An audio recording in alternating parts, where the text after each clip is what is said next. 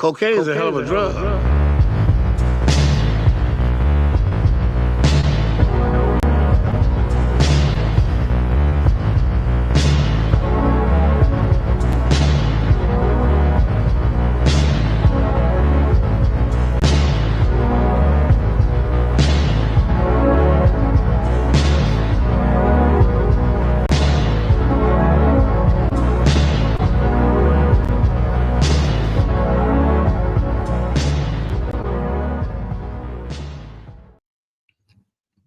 What's up, everybody? Happy Thursday, April 3rd, Fool's Day. Okay, still Fool's Week, April Fool's Week.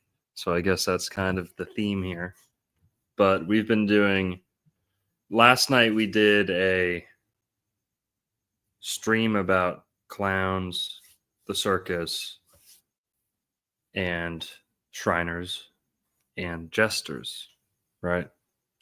And we switched over to Rumble after a half hour.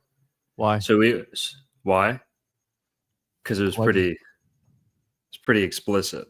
We're talking about some heavy stuff like human trafficking, Shriners, children's hospitals, stuff like that. We'll get into it here a little bit too, but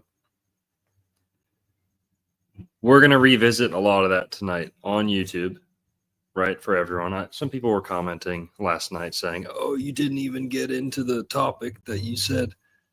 Well, we switched over to Rumble. So if you switched over to Rumble, everyone was on the same page. But we're going to do it here again because it happened to sync up that Juan and I have been doing our Thursday Florida film movie breakdowns, right? Esoteric breakdowns of Florida films set in Florida or filmed in Florida.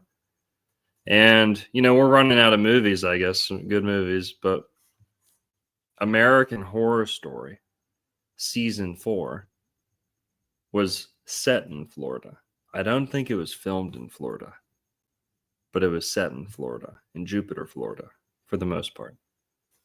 So we're going to be talking about American Horror Story Season 4. It was called Freak Show. And revisiting a lot of the stuff we talked about last night with the Shriners, right? Who are a type of Freemason, right? Freemason adjacent society. How they're involved with the circus. How they're involved with clowns and jesters. The importance of the prevalence of clown, fool, jester, trickster deities around the world in all these ancient cultures. And that's kind of all the stuff we're going to be weaving together here, and a little bit more in the show itself, right? We're going to kind of outline the plot of the show and talk about why they set it in Florida. Why did they choose Florida instead of California for this story? So, it's a topic we've covered a lot before, but always an exciting one. Lots of deep rabbit holes. But we're joined here by Mitch Kumstein, the one and only. What's up, Mitch? Kumstein, bro. How you been? Doing all right, dude. How you doing? Chilling. Pleasure to be back. Yeah, we missed you last week. Yeah, we took a little break last week for some real life stuff, but it was all worth it because it wasn't in vain. So we're still here. Hell yeah. Still rocking. Hell yeah. Still demonetized? Still demonetized, brother. That's fine. Just doing it for the truth. Just doing it for fun. Always have, always will. Mm-hmm. So Mossad closed his checking account. Yeah, it's all good though. But there's a couple people who've gone pinged that I know of. But hey, it comes with the territory, and it is what it is. So go follow me on my backup channel, Juan on Juan Media, streaming on there and putting stuff out. So, hell yeah, good to hear. This show wasn't filmed in Florida. It was actually filmed in New Orleans, Louisiana. but it was set in Jupiter in 1954. Yep. So again, New Orleans also very occult, a place with a lot of magic and a lot of history, right? There's a lot of voodoo and stuff that goes on there. And American Horror Stories have always been one of those shows where it's so bizarre. A lot of people have been in it, like Lady Gaga's been in it, which a lot of people talk about her being some sort of witch. And I think that it's a way for them to kind of maybe perhaps role play their actual thing, right? But based on some historical significance, because we know Florida does have that history of the circus. And the one that I've been telling you about, Dumbo, which again, a Disney movie, which I've watched it because the kids like to see the Dumbo. One of my kids' favorite rides is the Dumbo ride at Disney. It starts off in Florida, the Medici Brothers Circus, which I thought was really interesting.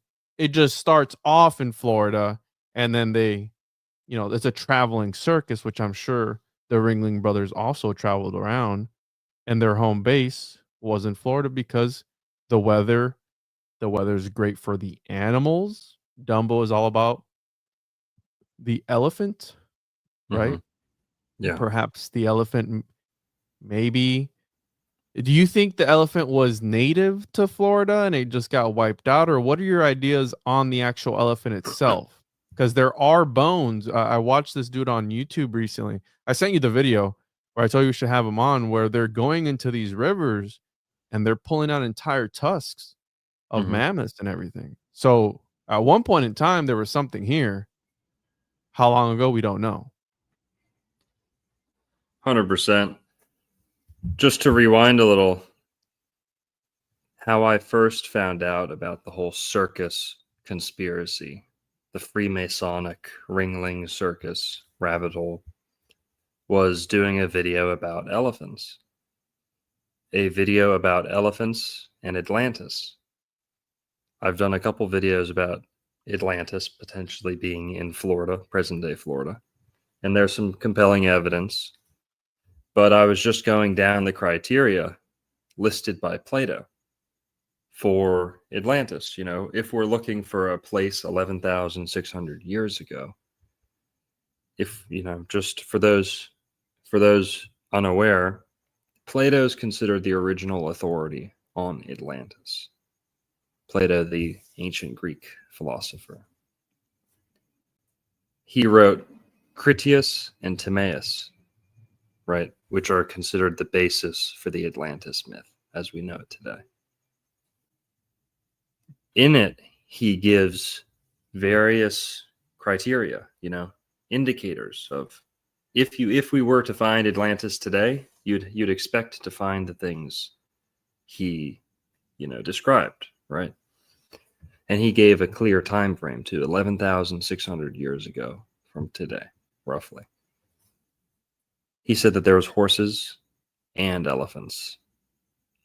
So number one, Florida matches the dimensions given by Plato precisely for the southern Great Plain of Atlantis. But that's a whole topic for another night. It's too deep of a rabbit hole, too deep of a gopher hole. Okay. We got Florida cracker horses that are wild horses here. If we're looking for the real Atlantis, you have to find a landmass that meets Plato's criteria. Unless Plato was wrong, but I don't think he was wrong. Horses and elephants. It has to be a continent larger than Libya and Asia Minor combined. So that means Africa and the Middle East combined. Because Libya, that's how they knew Africa. Go look at an old Greek map. Africa was Libya. So, yes, there was some stuff in the mid-Atlantic ridge that might have been Atlantis, what we know of as Atlantis. But the continent of Atlantis, the real Atlantis, in my opinion, was the Americas. The Americas was the only place 11,600 years ago that had horses and elephants. The Southeast United States. The only place on Earth that had elephants, mastodons, mammoths, and prehistoric elephants and horses side by side. And the Gulf Stream, Florida was one of the few places not covered by ice in the northern hemisphere. So, you can piece all this together. Like I said, it's a lot to tackle. But horses and elephants in the same landmass 11,600 years ago. Florida meets that criteria. You've got a ton of prehistoric horse, a ton of prehistoric elephant, and elephant type animals, mastodon and mammoth, all over Florida, like Juan said. But what's interesting is that the circus is headquartered in Florida. The Ringling Circus, which I think they're the biggest circus in the world. They're definitely the most famous in America. The Ringling Circus is headquartered in southwest Florida, Sarasota. And most people know, in America, most people's, interactions with elephants are kind of confined to the circus, right? The only place you'd really see an elephant in America is at the zoo or at the circus. And what's interesting is the circus as we know it today really kicked up after the Civil War, when a lot of these secret societies, after the Civil War, secret societies started throwing tent parties out in the woods where they could kind of be away from everyone and, do their stuff.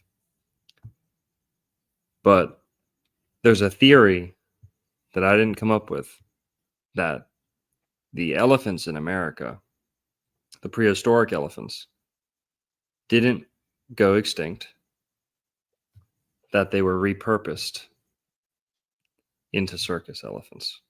You said it's not your theory, it's somebody's theory. Yeah, I didn't come up with it. Okay, I've helped kind of pile on some evidence, maybe. But there's a theory that circus animals, this really ties into the Moorish America theory too, right? From like the Moorish scientist type people. But it's basically, and there's a lot of angles to it. It's a fact that there's prehistoric elephant, mastodon, mammoth, but there's also animals like lion, cheetah, camel. Did you guys know that these are all native to the Southeast United States 10,000, 11,000 years ago? Those are animals that we all think of as African or Eurasian. And there's a little bit to this, right? It might sound ridiculous, but we can also look at this from the angle of maybe there was people who had explored the Americas prior to the Spanish, prior to the Europeans, who had brought animals over, like the lion, the elephant, the cheetah, the camel. We know that they were here in prehistoric times. We know that they pretty much all went extinct around the Ice Age. But circuses popped up in the Americas full of African animals, seemingly African animals. And it just so happens the Ringling brothers, all of the Ringling brothers were Freemasons. All of them. And the Freemasons aren't necessarily associated with the circus, but the Shriners are. And the Shriners are a paramasonic, I don't know how you'd say it. They're like you have to be a master mason in order to become a Shriner. So you can say they're linked in that way. But it's kind of like a secret society within the Freemasons, right? An offshoot, yeah. Yep.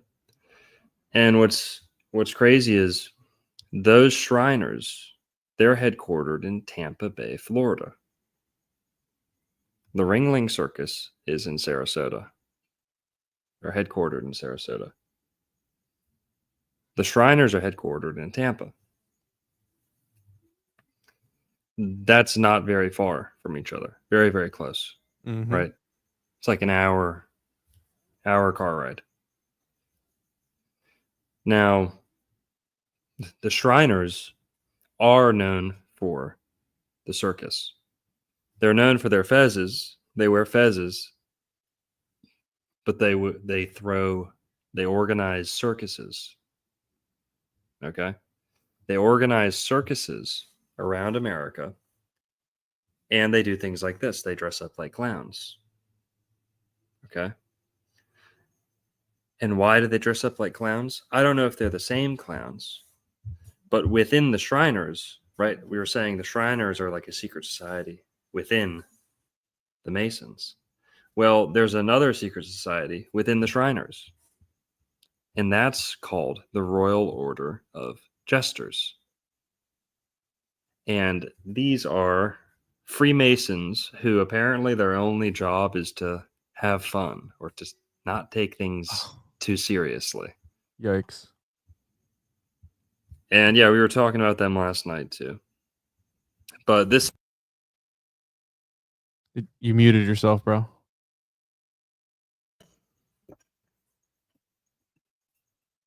You back? Can you hear me? Yeah. Okay, sorry. So the Shriners, they wear fezzes, so they dress up like Arab diplomats. They wear red fezzes with that have things written on them like Ambassador of Morocco. Okay. And then they do the clown stuff. So they have the Royal Order of Jesters, and they dress up like clowns, Shriner clowns, at their little Shriner circuses and parades. What else are the Shriners involved with? Children's hospitals, right? Freemasons, they're all about charity, all about philanthropy. Oh, by the way, little caveat here. What does philanthropy mean? Something gay?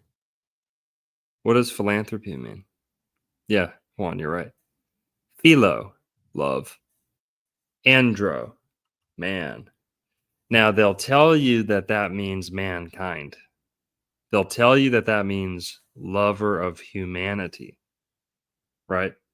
But we can interpret this, right? You can stress the definitions and interpret this as man lover, philanthropy, philanthropist, lover of men. You'll see all these billionaires, Rockefellers with the tranny wives, the whole shebang, always philanthropists. Bill Gates, philanthropist. Yeah, look at his wife. Okay. Who else? The president of France, I think. Jeff Bezos, philanthropist. Okay, all these people. Philanthropist. Everyone's a philanthropist. That means you're gay. Okay. That's what they're trying to tell you. That's what they're trying to tell people. Gay confirmed. Go look at all the people who call themselves philanthropist or in Wikipedia are labeled as. Is that why you're one too, bro? I'm not a philanthropist. All right. No. My bad. No, I kick bums off the window. Off the windows. Well, let's see. Real quick, dude, because yeah. Let's rewind a little bit, right? Because I know you're deep into Plato. I think that's like one of the first things we talked about before we ever podcasted. You read all the works of Plato and everything. Plato's known for Plato's cave, right? The allegory of the cave, and the awakening of people. People are accepting the shadows on the wall as their reality, being orchestrated by this higher class, by this metaphysical class, right? If you will, the elites, the Illuminati, whatever you want to call them. And the story goes that when they come out of the cave, right, they see this reality. Neo and the Matrix waking up. Hey, which red or blue pill, right? Atlantis is interesting because what if Atlantis was meant to be taken metaphorically or allegorically and not like a physical actual place? Because nobody goes and looks for Plato's cave because it was an allegory. So what makes Atlantis different? I just want to get your opinion on what makes Atlantis different. To be an actual real place, because right now what's hot right now is the whole talk of Egypt and finding a lost city underneath the pyramids right now with this radar technology that they have, which kind of technically it's underwater. So that kind of falls in line with the Atlantis myth where the city got sunk underwater, or if they did it intentionally, or if it just happened because of they were meddling with genetics and things of this nature, however the story goes. But what makes Atlantis different than, say, Plato's cave? Because I've heard arguments saying that Plato was trolling. Hmm. Well, he was a little bit of a troll, you know. Most of his stories would kind of drop off with like a dot dot dot, you know, kind of, you know, they wouldn't end. It wouldn't come to an actual closing. They'll always kind of end abruptly. Say, okay, yeah, we'll wrap this up tomorrow. See you guys later, and then it never gets revisited, you know. And they kind of say that's like the greatest works. The greatest work is always unfinished, you know. The great work. Yeah. And there's something to that, but Plato's cave is much smaller of a you know, device, right? Kind of setting up the framework to kind of get the message across. It's a smaller setting, right, in the scene. And what's interesting is it's actually the Republic that leads up to. It's them telling stories like, or talking about things like the cave that leads up to one of the people, some of the people present, overhearing this, going and telling their friends or uncle nearby, who then requests to talk with Socrates, you know, Plato speaking as Socrates, the next day. I believe it's the next day. So I believe it picks up after that, where they're kind of talking about the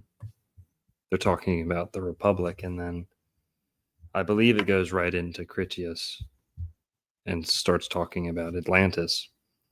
And so you could, you know, there's something to be said there that the cave itself kind of does tie straight into Atlantis and the telling of the story of Atlantis. Maybe they go from purely allegory to more of an epic, right? Telling more of an epic. The framework becomes more epic, right? And they open up the scene and the setting, and now it becomes like, you know, movements of empires, like one against the other. It's a total different framing than the cave, would be my first takeaway.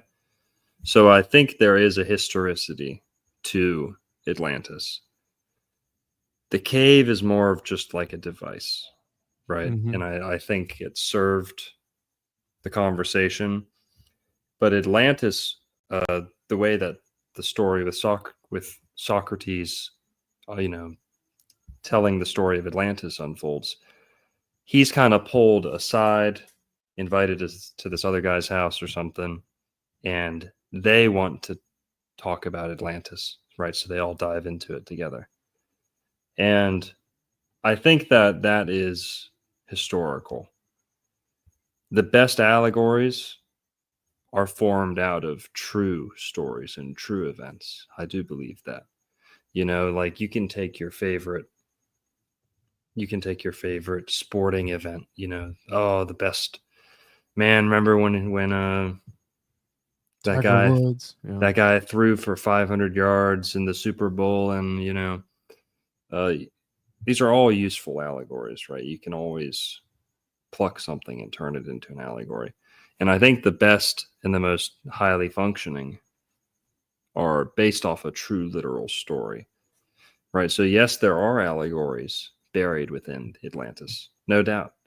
Just like when I look at the Garden of Eden's story, I'm not ignoring the allegorical interpretations. I'm all about it, but I'm always going to make sure that just because we identify one allegory or one allegorical interpretation, we're not discarding the literal, which I think is the biggest mistake people make. Is as soon as they learn a little bit of the astrotheology, they're like, oh, I don't need to read the Bible. Jesus is just the you know, signs of the zodiac, the 12 apostles, 12 signs. It's such an oversimplification. It's a very lazy thinking too. But people think that they have like 300 IQ because they identify an allegory, and then they look at the literal as if it's, as if it's has no value. Not to like be a snob or anything, but I kind of came in to the Bible and stuff looking at the allegories first, trying to piece out the allegories, and really did kind of end up falling into more of a literal interpretation. That's kind of how I arrived where I'm at, where I'm always gonna, if they write it as a literal story, I'm gonna take it literally. And I think Atlantis was a real story. Just put Plato to the side. The Basque have their Atlantis story. The Maya and the Aztec have their Atlantis story. Really?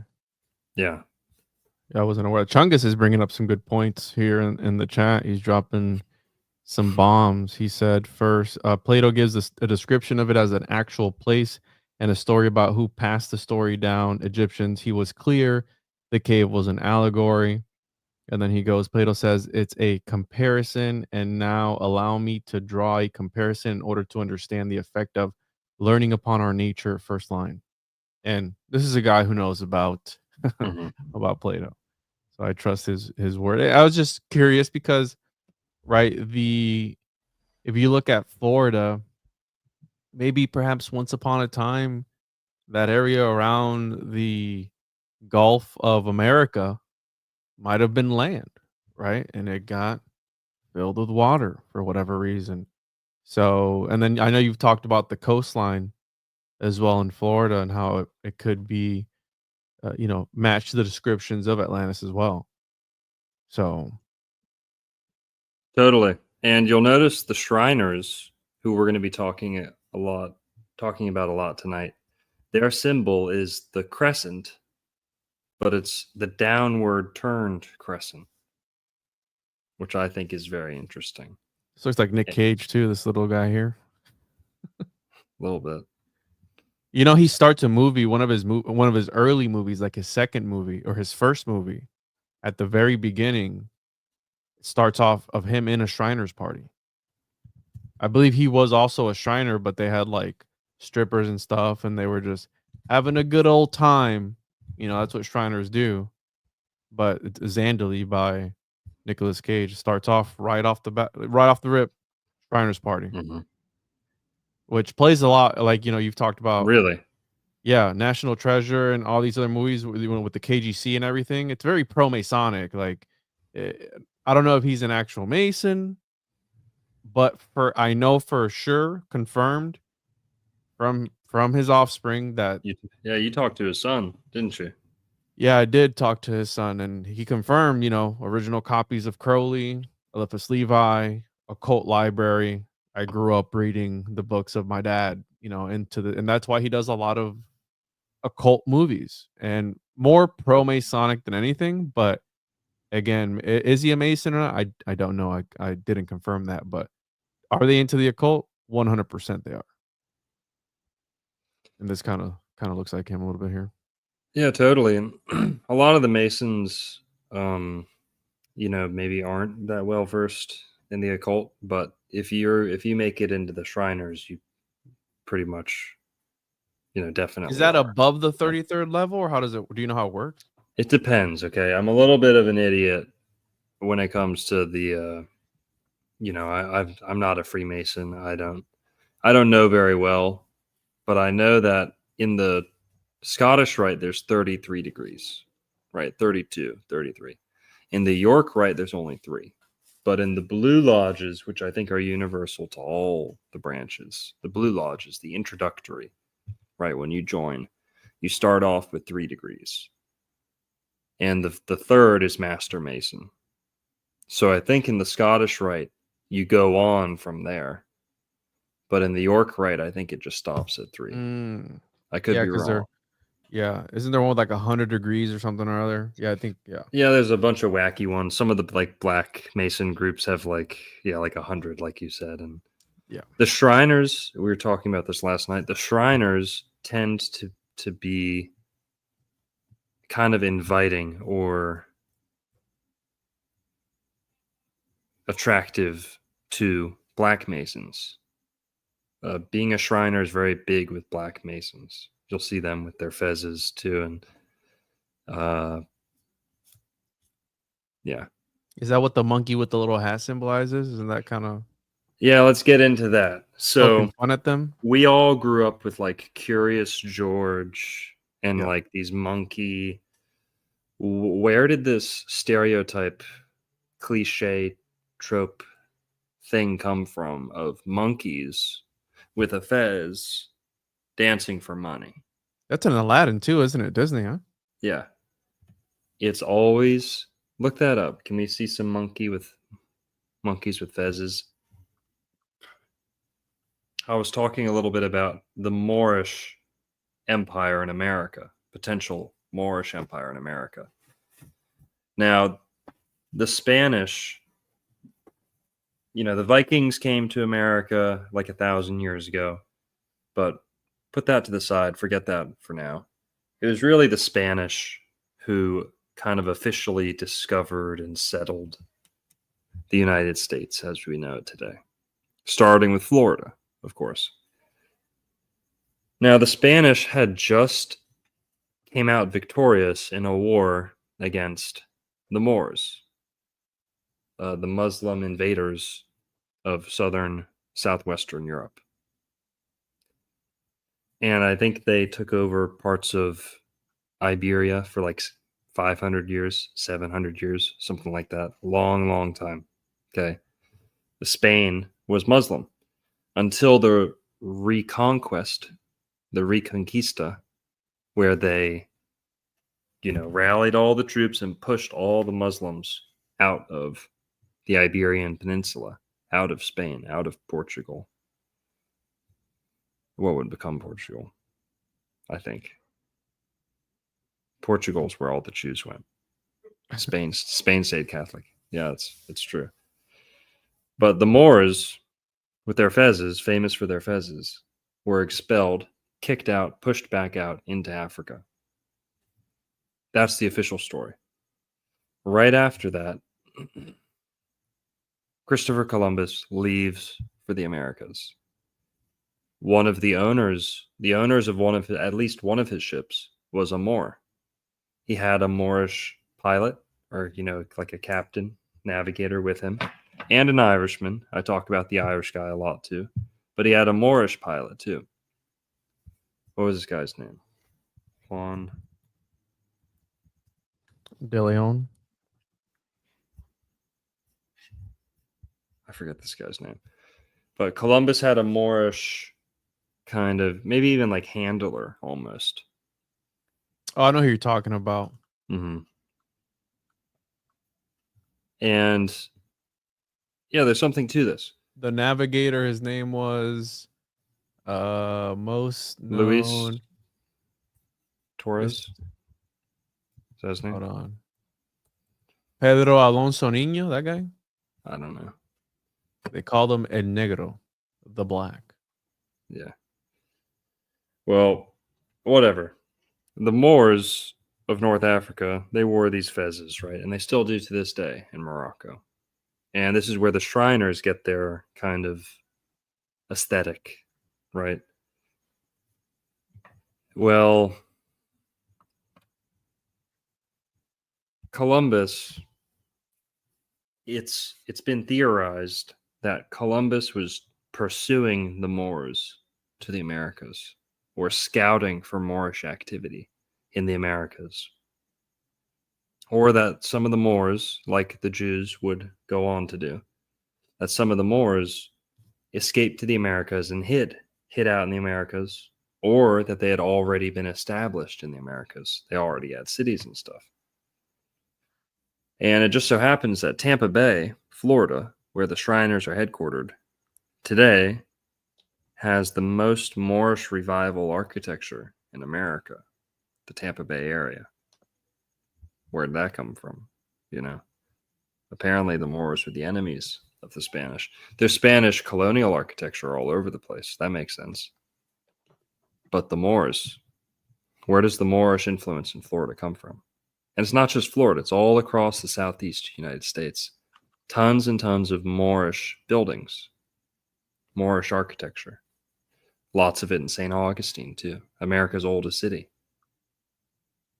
So there's something to this. You know, the Moorish sciences, that's a big group, kind of a community of Black Americans, African Americans.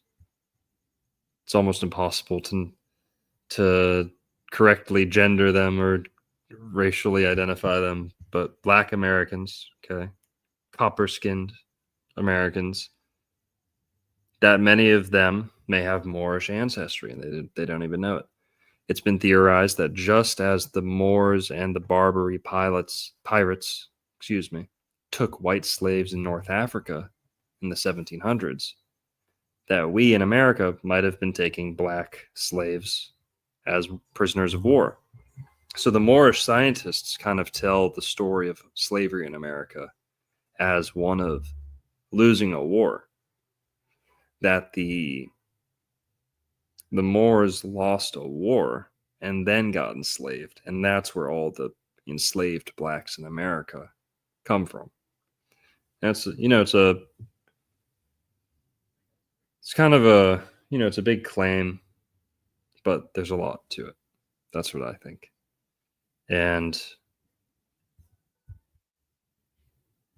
John's up with the $1. What's up, John? That Xbox fun, right? You're still doing that? We're gonna still do that. I'll play with you. Yeah, 100%.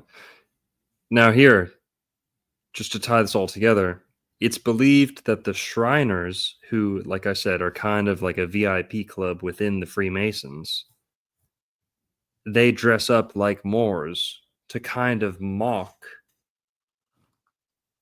the defeated Moorish Empire.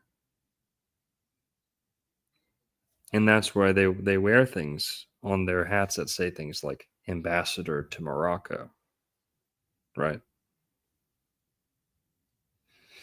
And that George Washington chopping down the cherry tree, apparently George Washington chopping down the cherry tree is an allegory or symbolic representative of America betraying Morocco's trust or defeating Morocco in war.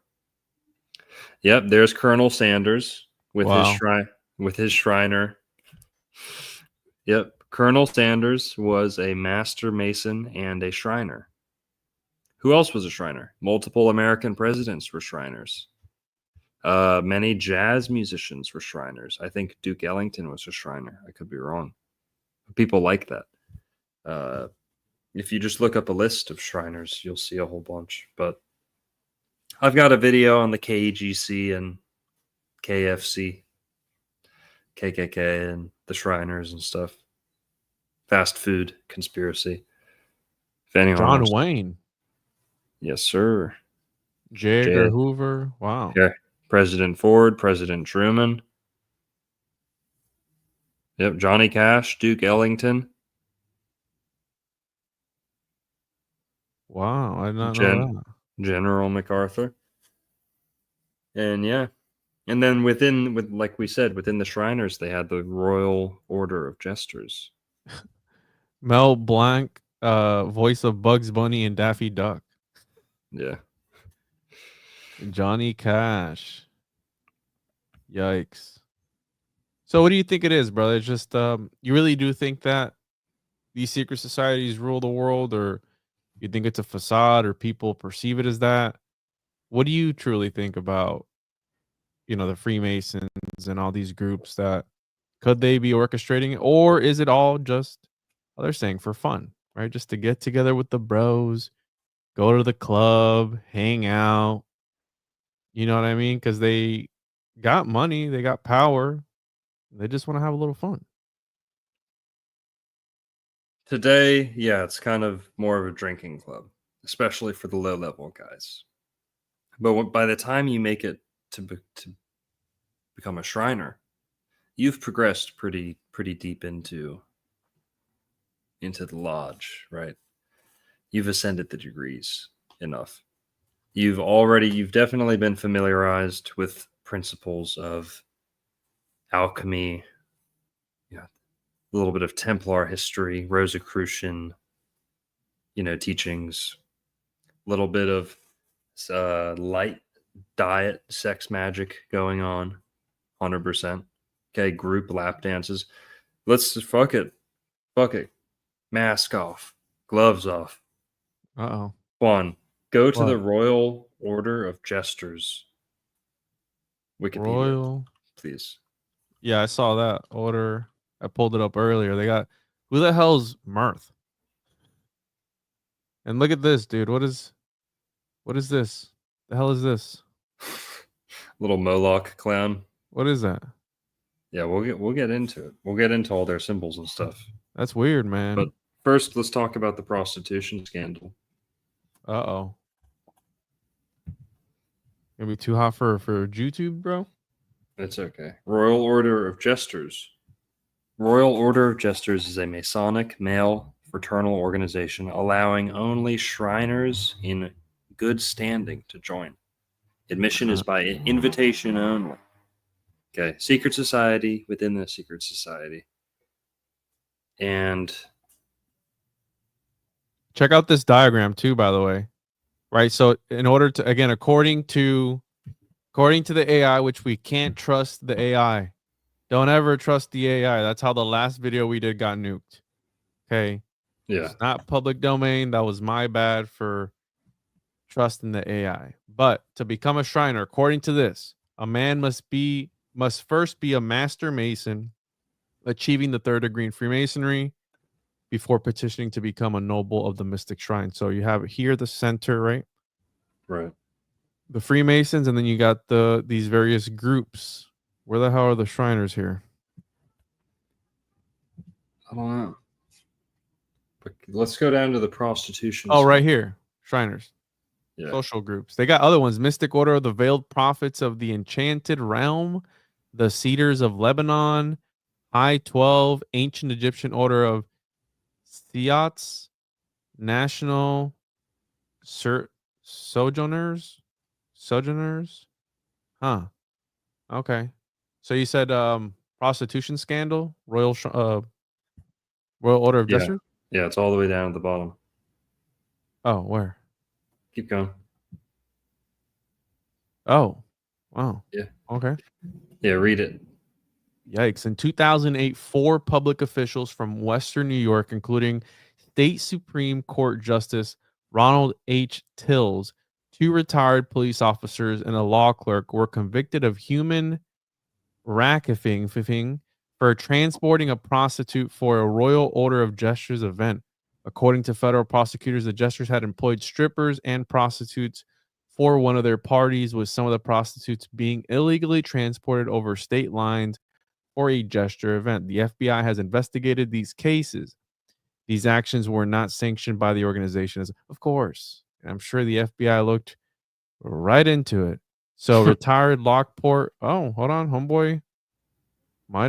He got sentenced. What do you got? Let's check her out here.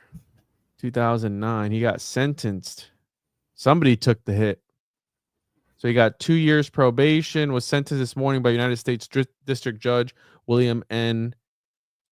Reckney to 2 years probation and fined $10,000 for knowingly transporting a female in interstate commerce with the intent that the female engage in prostitution. Trowbridge had waived an indictment and pled guilty to this offense March 20th, 2000. It would have been crazy if he did on March 22nd, 322. That would have been the craziest troll right there if he would have accepted that on 322. So, well, still the spring equinox. Well, yeah. Yes. Didn't we do an episode on March 20th? I don't know.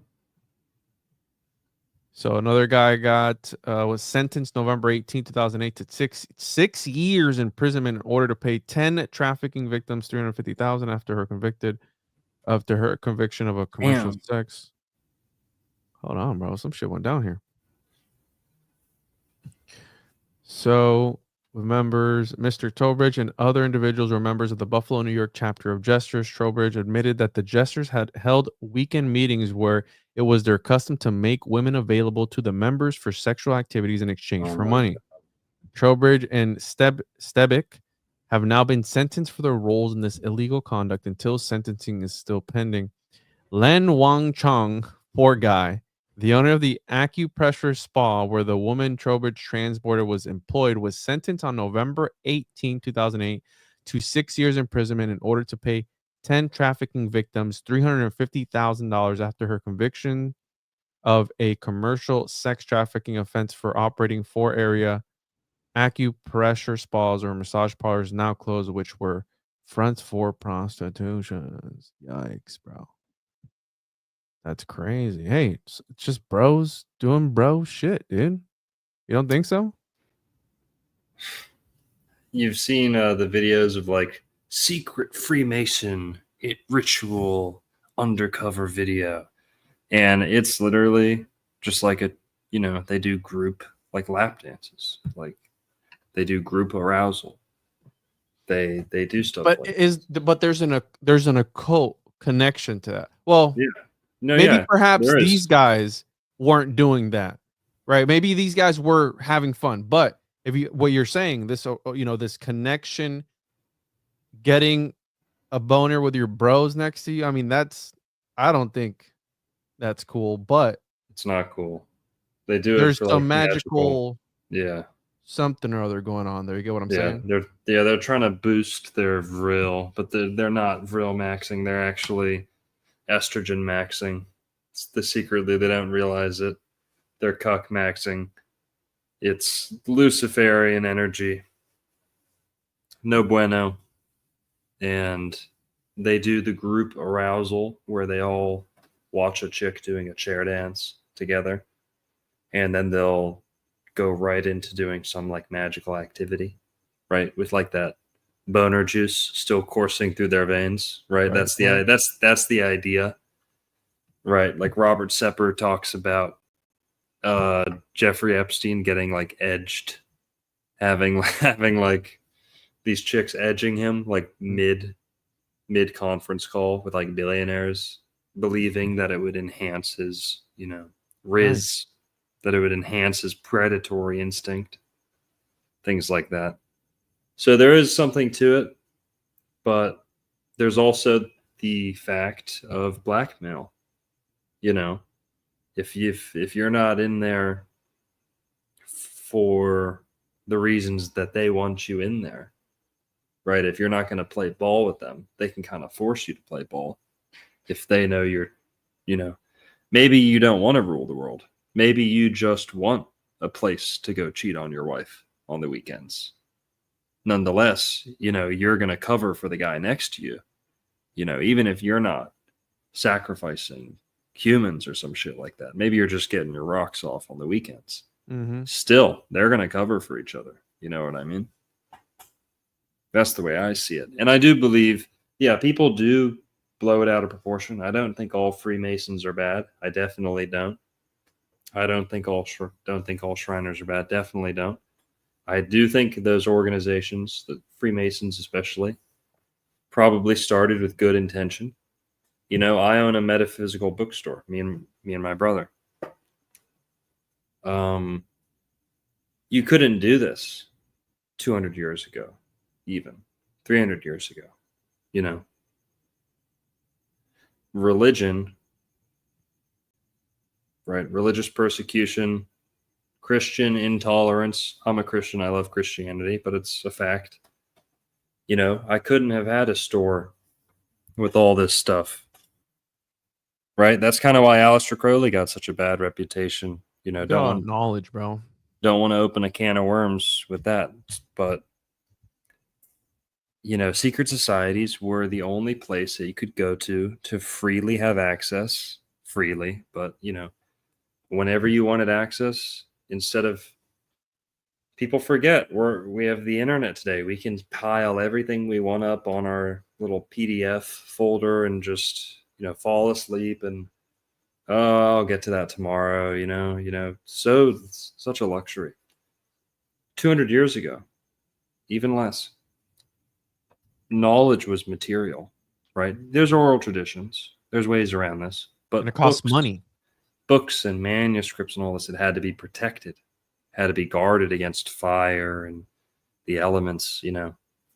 And that was so hard to do. And you have to guard it from your neighbor who thinks anything that has to do with astrology, yoga, medicine, you know, herbal medicine, all that is devil worship.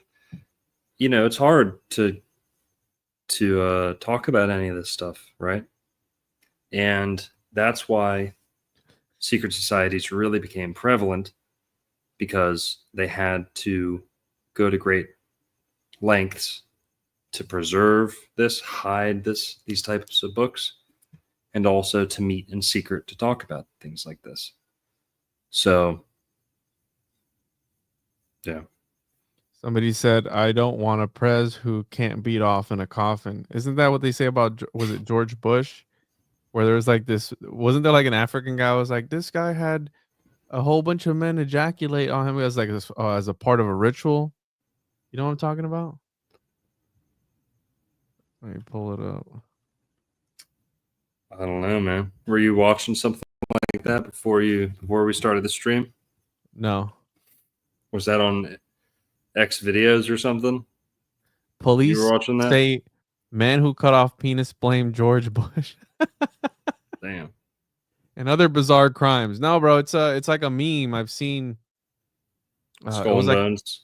Yeah, like a skull and bones sort of thing. And Yeah, there was a guy. apparently you masturbate in a coffin in front of like the whole society. So listen, just to clear it up, I do think that it's gay and weird, especially today. But 200 years ago, it was kind of the only option if you had an interest in you know, interpreting all these ancient texts and, you know, other world religions.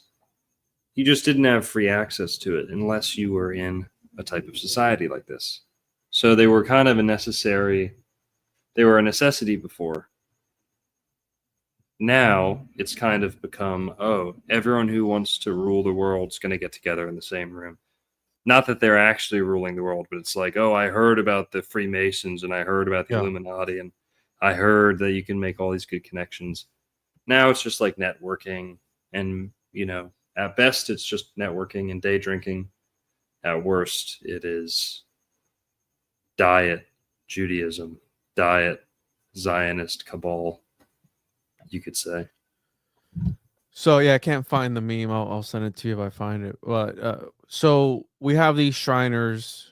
So we have the Freemasons, who are Shriners, who are jesters, and we have this, right. So the whole clown thing and where that comes from. We spoke about the alchemical origins of, because clowns wear makeup, right? According to the Bible, one of the, well, I don't know about the Bible, but according to the lore, some of the knowledge that was passed down from the Nephilim to the daughters of men, which, if you think about it, the Nephilim were kind of like jesters, right? They were having fun, having a good time. They just wanted to, do, right?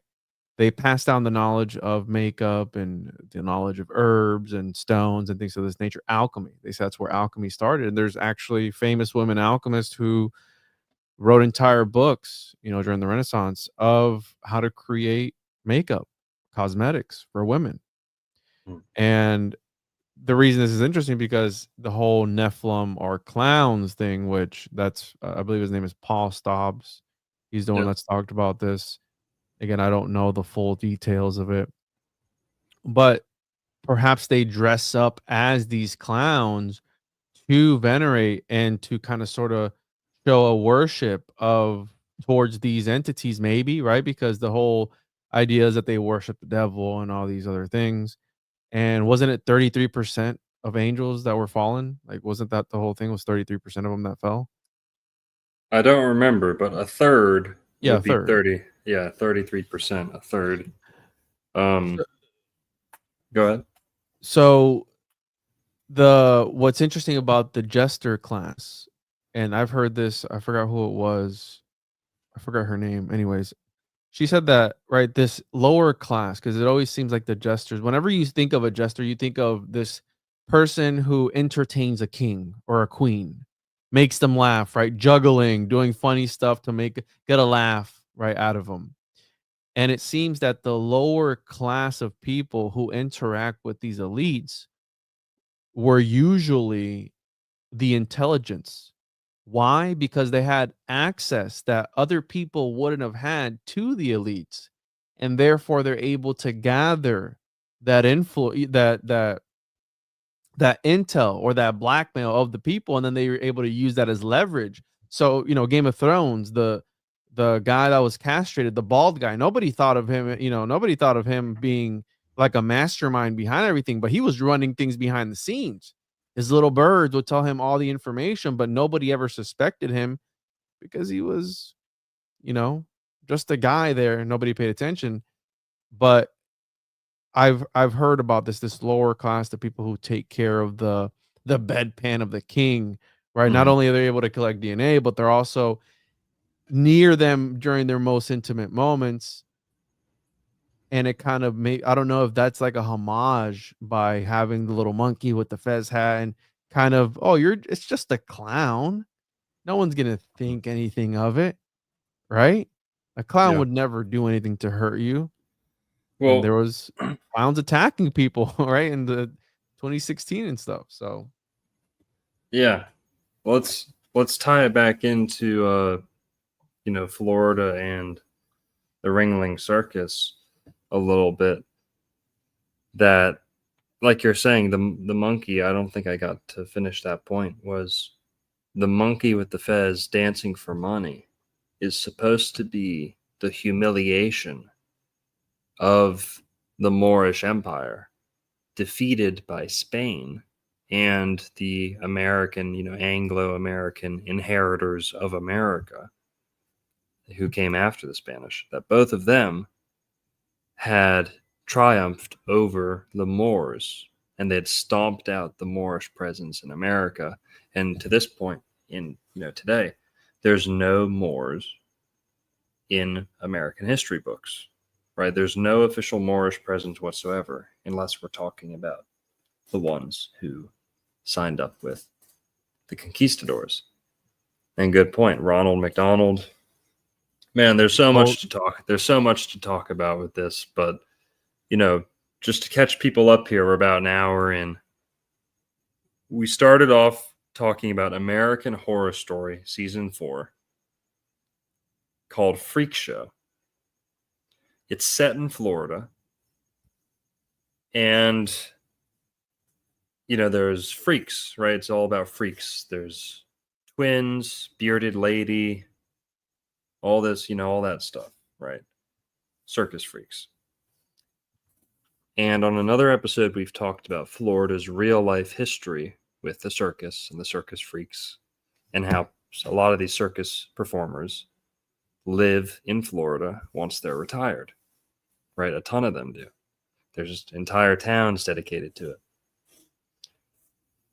And we were talking about how the circus, as we know it today, was created by Freemasons, specifically Shriners, who are still involved in the circus to this day. But Juan, maybe it'll be good to pull up the Ringling Brothers so people can see for themselves. All of the Ringling Brothers were Freemasons. All of the Ringling Brothers. 4 or 5 of them. The biggest circus, I think it's the biggest circus, most famous circus in America, right? Barnum and Bailey, Ringling Brothers. The Ringling Brothers bought Barnum and Bailey's circus, or bought them out. Ran it with them for a little bit, then bought them out, I believe. The Ringling Brothers were all Freemasons, Master Masons. One of them was the leader of a lodge, like the head honcho of a lodge. And what's interesting is they got their start in designing sets for Masonic theater. ooh, interesting. There's Masonic theaters around America, but Masons do their own like pageantry, and some of the lodges go real over the top with their rituals and stuff and gatherings. They'll do big set designs. And the Ringling Brothers were involved got started out with the circus by designing sets and helping with stagecraft for Masonic theaters and Masonic plays, things like that. And that segued them into designing, big like tents and billboards and big marketing ideas, advertisement. And they got into the circus because they started designing the circus a certain way, making it look a certain way. I don't know the full Are history. circus shows a ritual like in disguise? We talked about that before, right? It's Yes, like yeah, they're doing a how you're saying stagecraft, which is interesting because I saw here, speaking of stagecraft, one of the originators of stagecraft. We have here the Royal Order of Jesters owns a museum in Indiana. On display are items relating to the order. There are also items that belong to William Shakespeare and other historical people who focused on humor in their works. Now, it doesn't have a source, but interesting. William Shakespeare, yeah, right? The OG, one of the most famous, so influential to the English language itself, and allegedly helped with the King James version of the Bible with yeah. Francis Bacon, which Bacon was also what? One of the first Masons, right? So maybe they got their little grubby hands on even the original Bible. King James is the homoerotic demonologist. But I when you're talking about that, it just made me think about this. And maybe perhaps when people go to these places, again, hey, it's just a circus. Meanwhile, you're right. How the same way that they're in the club with their bros getting chubs on, you're part of this Masonic ceremony with the animals that represent real places, real energies, real things. And they're just doing it in front of you, and you think nothing of it because it's just a circus, right? What a better way? Hidden in plain sight.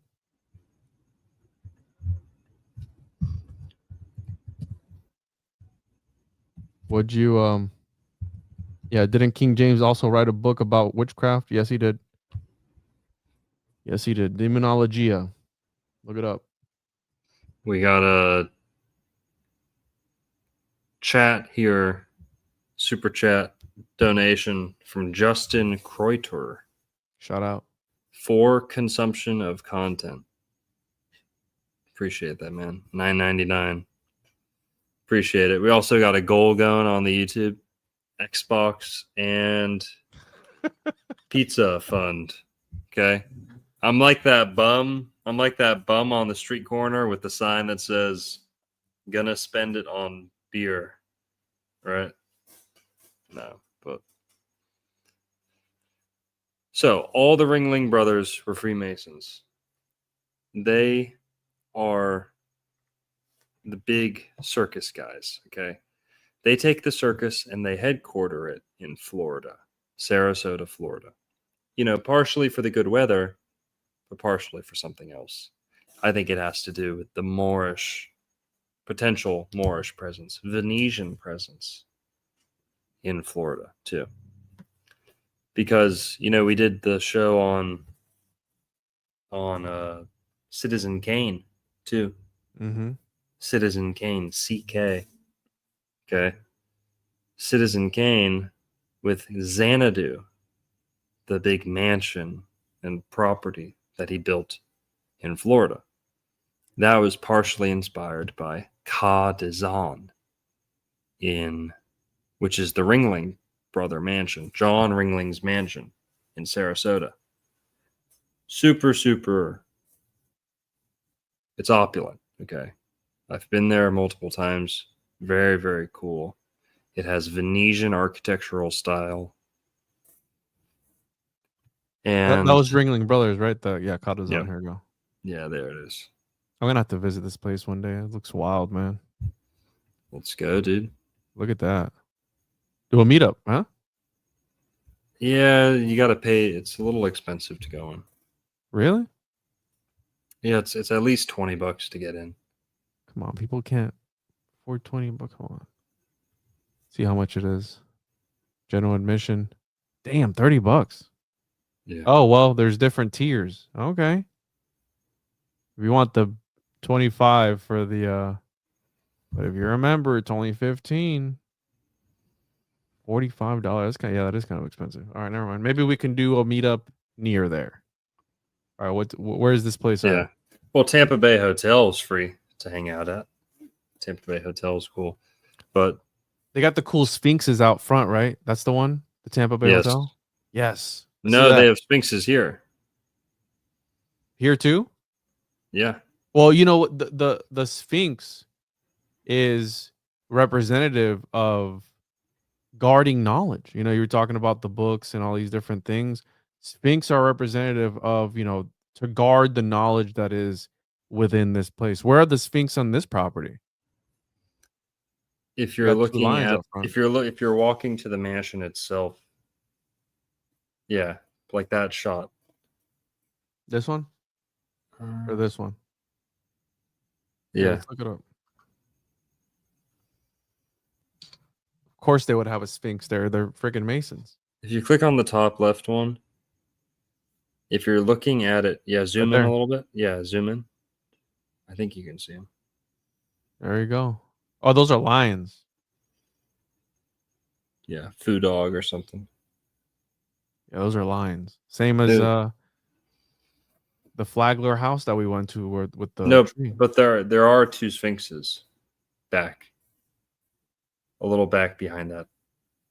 If you're walking down that same path, there are two sphinxes behind you from that perspective. Also there. But This one? Circus Museum, Ringling Museum, Sarasota. I don't think so. I didn't see that one. It looks kind of like that. It's white. It's like I think this is marble. it. Yeah, it might be it. Two of them, right? Yeah, they're right there. Boom. There you go.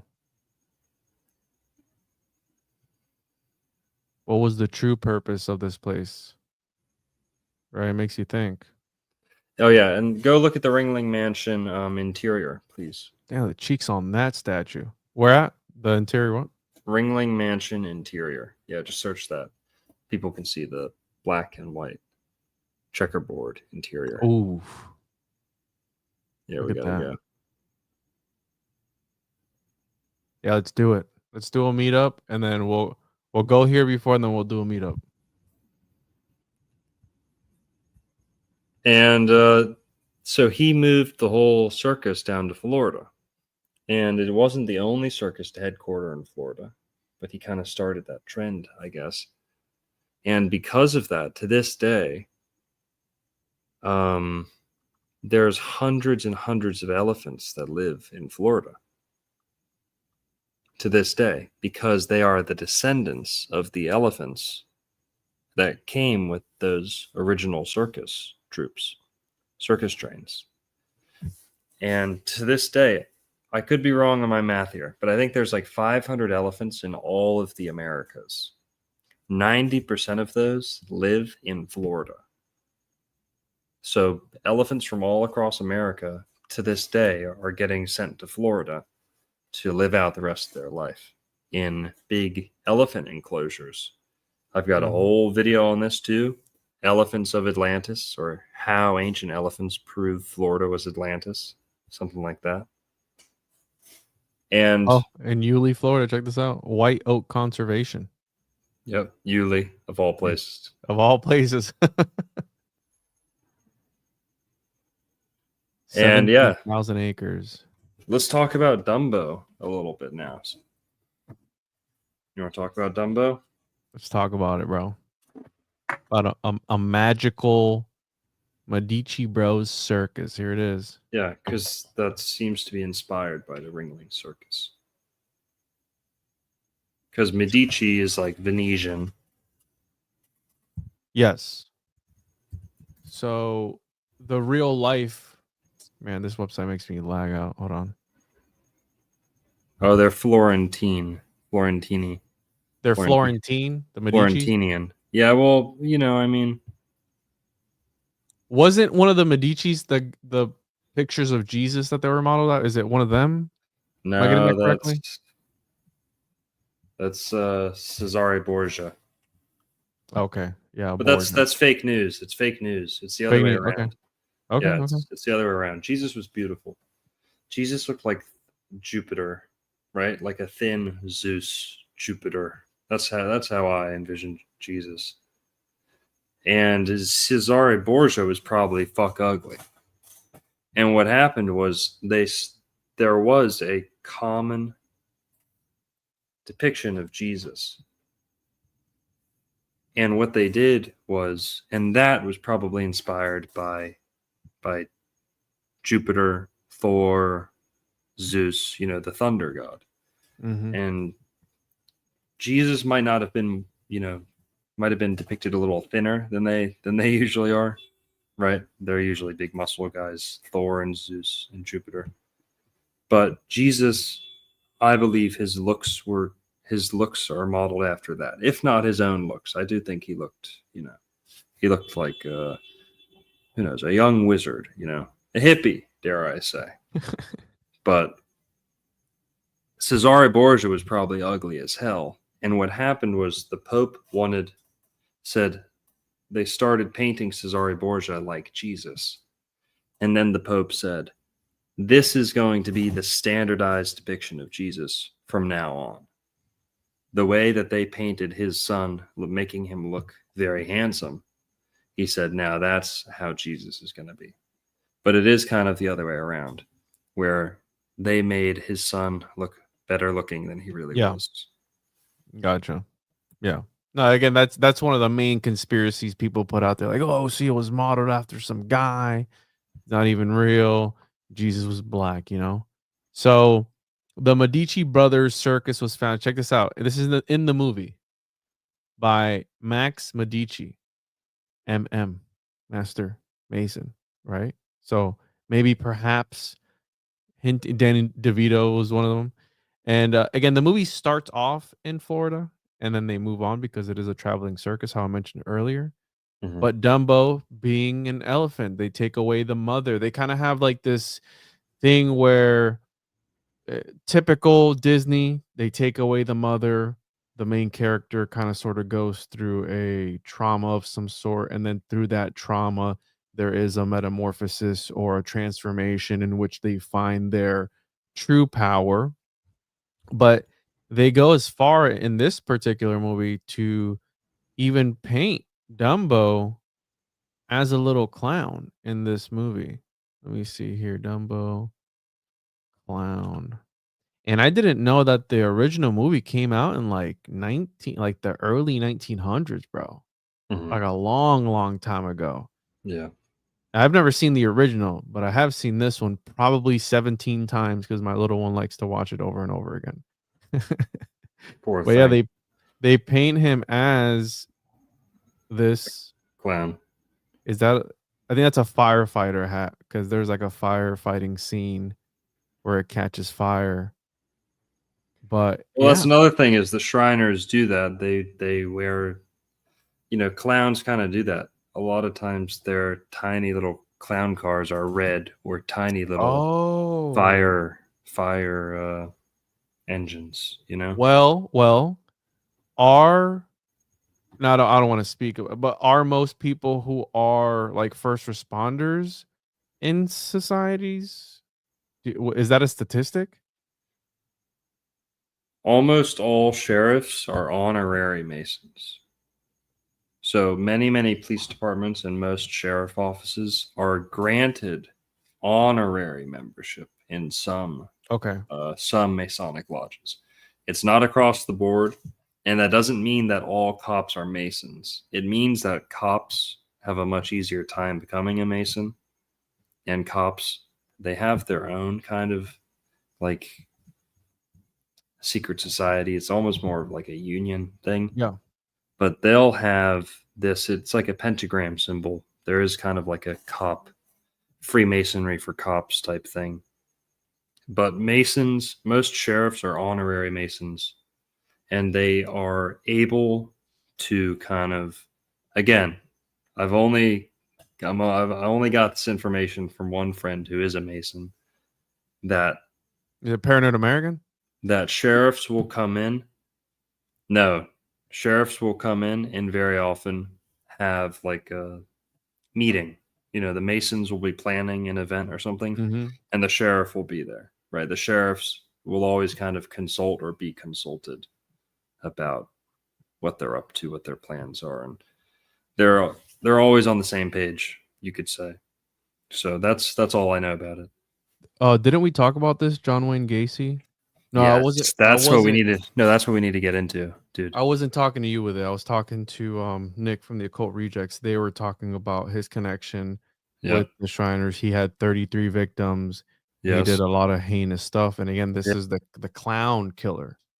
Yeah. Let's go look at him, dude. I covered him a little bit in my KGC video, but it's only at the real end of the video when I'm talking about fast food. John Wayne Gacy, like Juan said, America's most famous serial killer, maybe. Close. Close. I think Dahmer. I think Dahmer is the most famous in my opinion. Ted Bundy or Dahmer. Ted Bundy, Dahmer, like that. That's the trifecta in my opinion. John Wayne Gacy. Let's talk about him a little bit. Juan pulled up Colonel Sanders earlier, and we talked about him being a Shriner. Now, John Wayne Gacy, we don't know if he was a Mason or anything else. But let's look at the words. CK. Who had a CK? Citizen Kane, Killer Clown, Casey and the Sunshine Band. You know, Edgar Casey, John Wayne Gacy. I'm going schizo over here, okay? Don't take that too seriously. Do it. But he wasn't a member of the Masons. He was a member of the JCs. Okay, now we're getting somewhere. What? Gacy, KC, the killer clown, the KC, killer clown, name's Gacy, and he's a member of the JCs.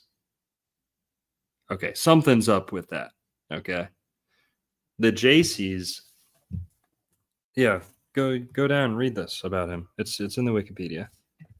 The JC. What are you talking about, bro? The JCs is a society, semi-secret society. He was a KFC manager.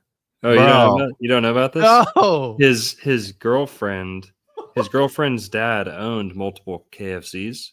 Oh my god! And he was the manager of multiple KFCs.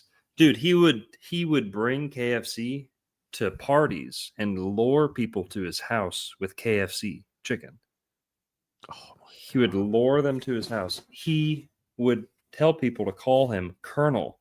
He'd introduce himself as Colonel. He had delusions that he was Colonel Sanders. All right, here insisted being called Colonel. Oh, he was also wife swapping, huh? Yeah, the JCs. The JCs were wife swappers. Apparently, Bill Clinton was a JC, or people like that. My mind's being blown right now, bro. Look it up. I think who? Bill Clinton, I believe, was a JC. Look it up. Let's see here. Bill. Yeah, it says. Oh, again, AI, whatever you want. Yeah, let's go to this. Let's go to the link. Famous JC, is it Junior Chamber International? Yep. Yeah. Yikes. Yeah. Was JFK a JC? Nixon? What? Uh-oh. Holy shit. Larry Bird? Bill Gates? Jesus Christ. Bro. Jesus titty fucking Christ. Who's this guy's name? Nixon.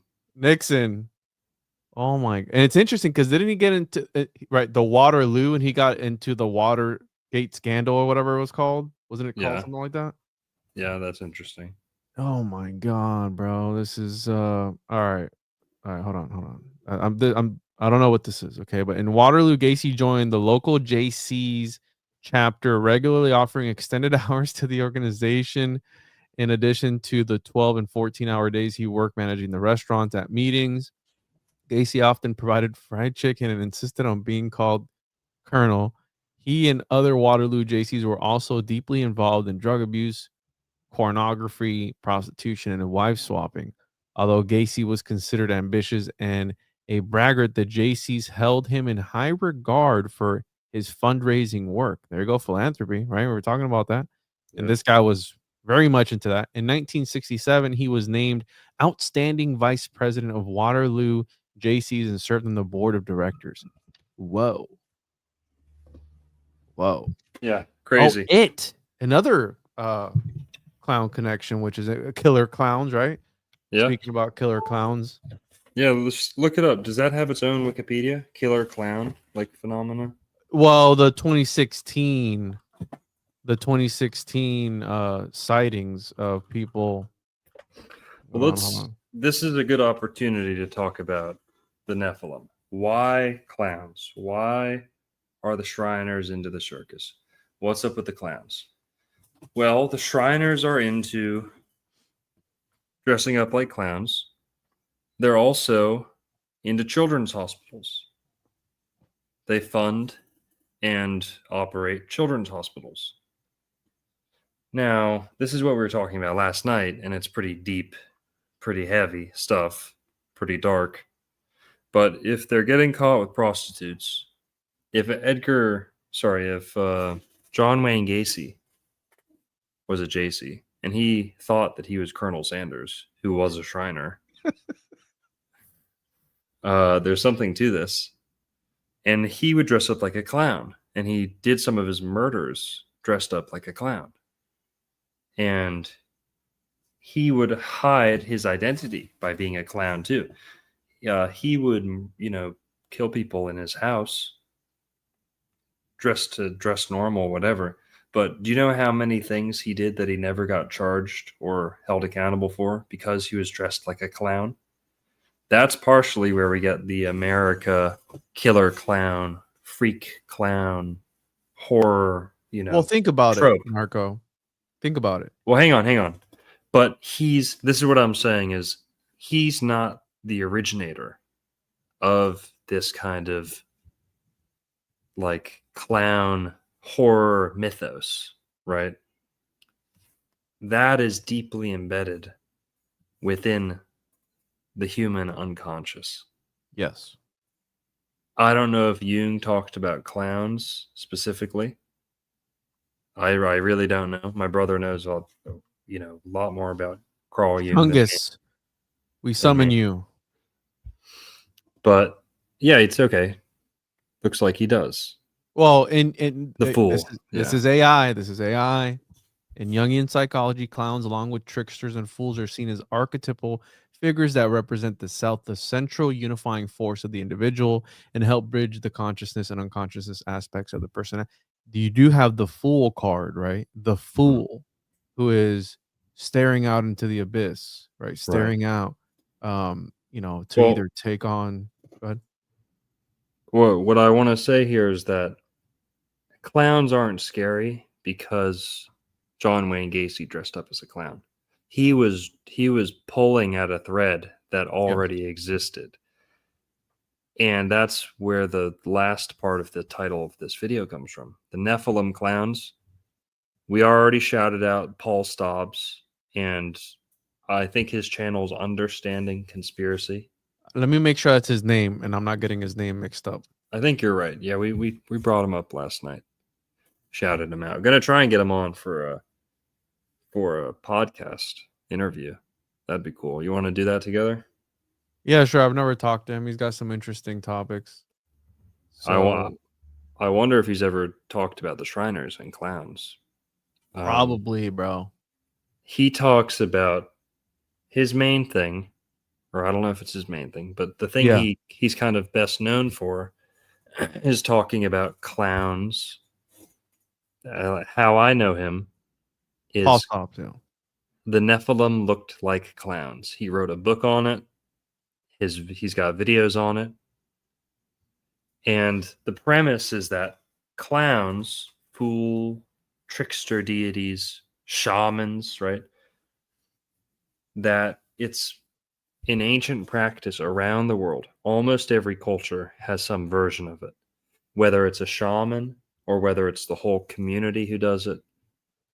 It's universal to have this character come out, this character be constructed, who typically has pale skin, red paint on the face, or red freckles or red features, reddish hair, white and red.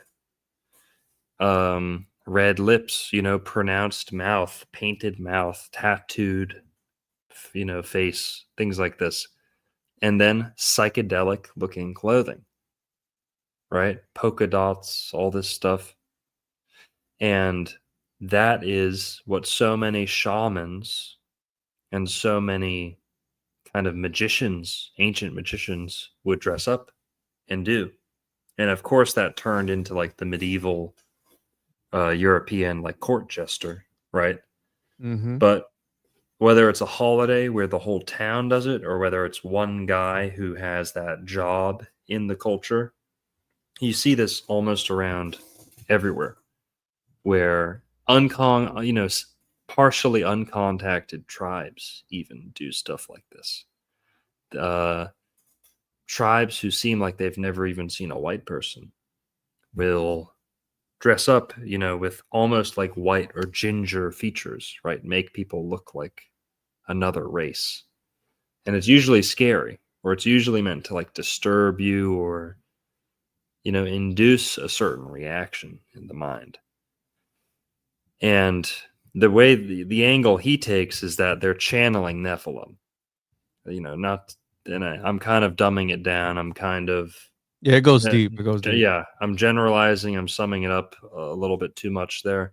But his kind of general premise is that all of these cultures, whether they know it or not, whether it's innocent or not, whether they are demonic or just getting fooled, they're inviting Nephilim, inviting fallen ones, fallen angels, dark energy into the tribe, into their bodies.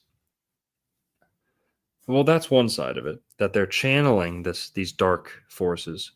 The other interpretation is that they dress up like this to keep them away, right? Or like either to attract them and call them down, or Like a scarecrow? Kind of, yeah.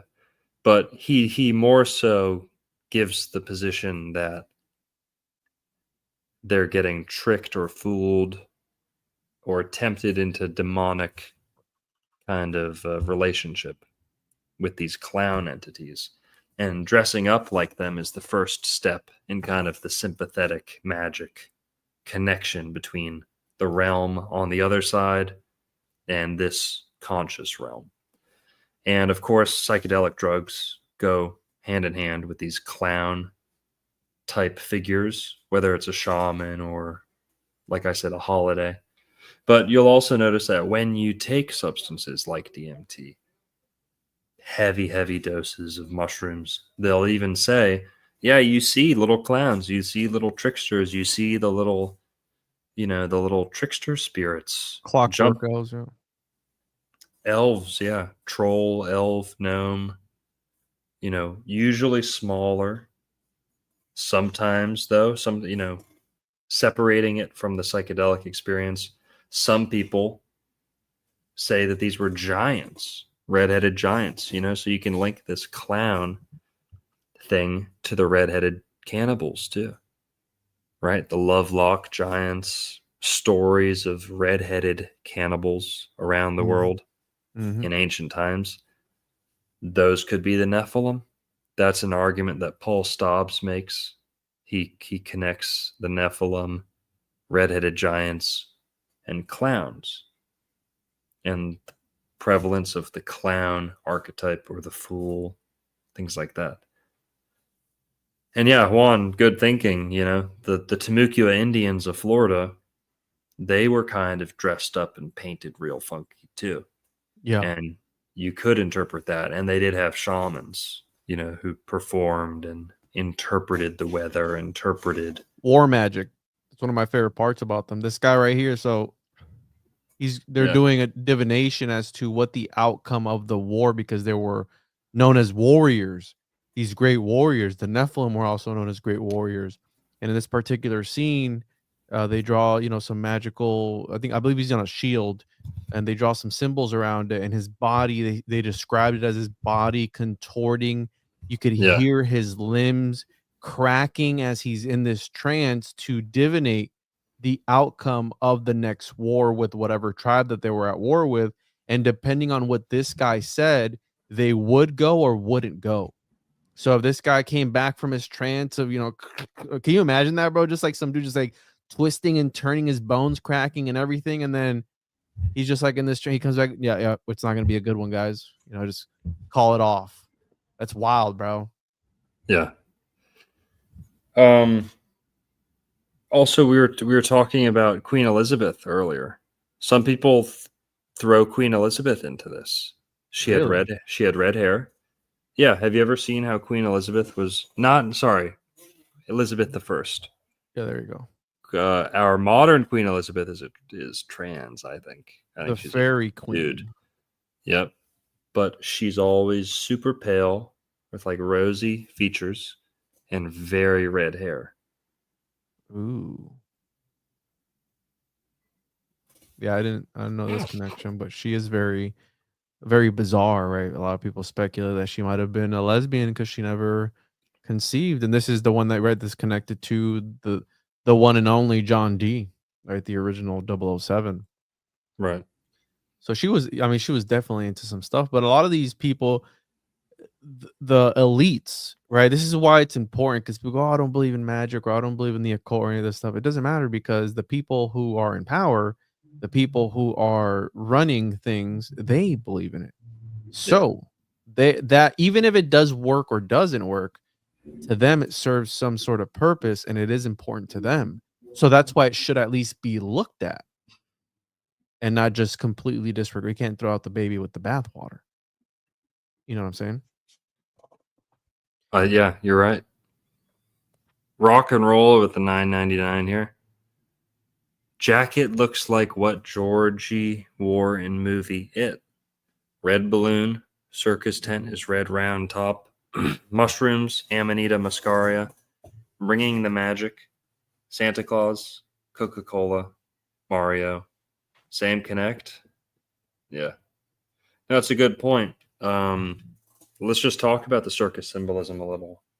We started off talking about the animals, Each animal that you'll see at the circus will have its own symbolism, whether that's purely the zodiac or whether it's a concept attached to that animal that the Masons know.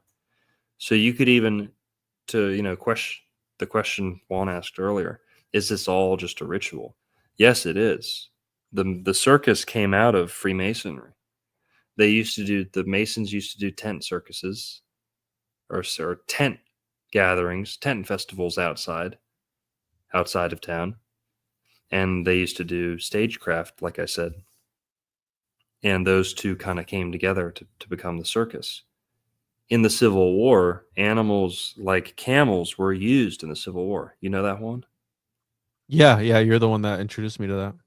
So camels saw action in the Civil War. Elephants almost saw action. They might have, but came very, very close to being used in the Civil War. And those animals had to go somewhere, after the Civil War. And so we talked about the animals, but then also, let me ask you something, because right, you touched on something that's very important. And so not only stagecraft, this is very important, because when you're setting the stage for something, right, the world, the stage, and all these different things, one of the main things about a set and setting, right, we can relate this to even the Truman Show, right, this huge set. One of the main things behind that is the things are laid out in a certain way for a reason. And this gets into memory palaces, Pythagorean palaces, where they use certain geometric formats of places to what they say is to elevate the consciousness of people within that building. This is why Masonic lodges are built the way that they're built. But the same way that you can elevate someone's consciousness with, according if they make this thing according to certain geometric patterns and shapes and things of this nature, you can suppress someone's consciousness.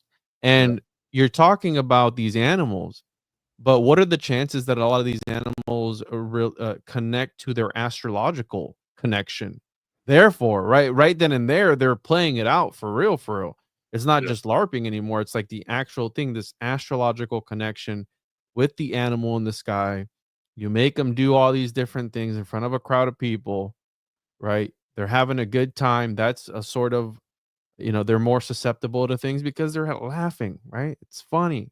It's Yeah. happy. Real quick one. We got 700 people in the chat here. Hey. Huge numbers here. Appreciate everyone tuning in. We're talking American Horror Story, clowns, the circus, Nephilim clowns, how they connect to Shriners, Freemasonic organizations, sorry, and why they're headquartered in Florida.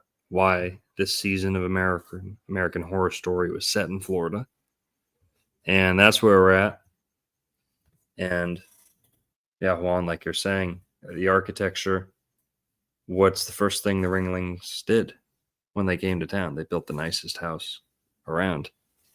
And Flagler did the same thing with his hotel, right? They had the crescent on the top of the hotel and everything like that. So they were definitely tapping into something, right? If it is a representation of it, if it is a perversion of it, something, they're tapping into that, in my opinion, that energy, and they're using that to do their stuff.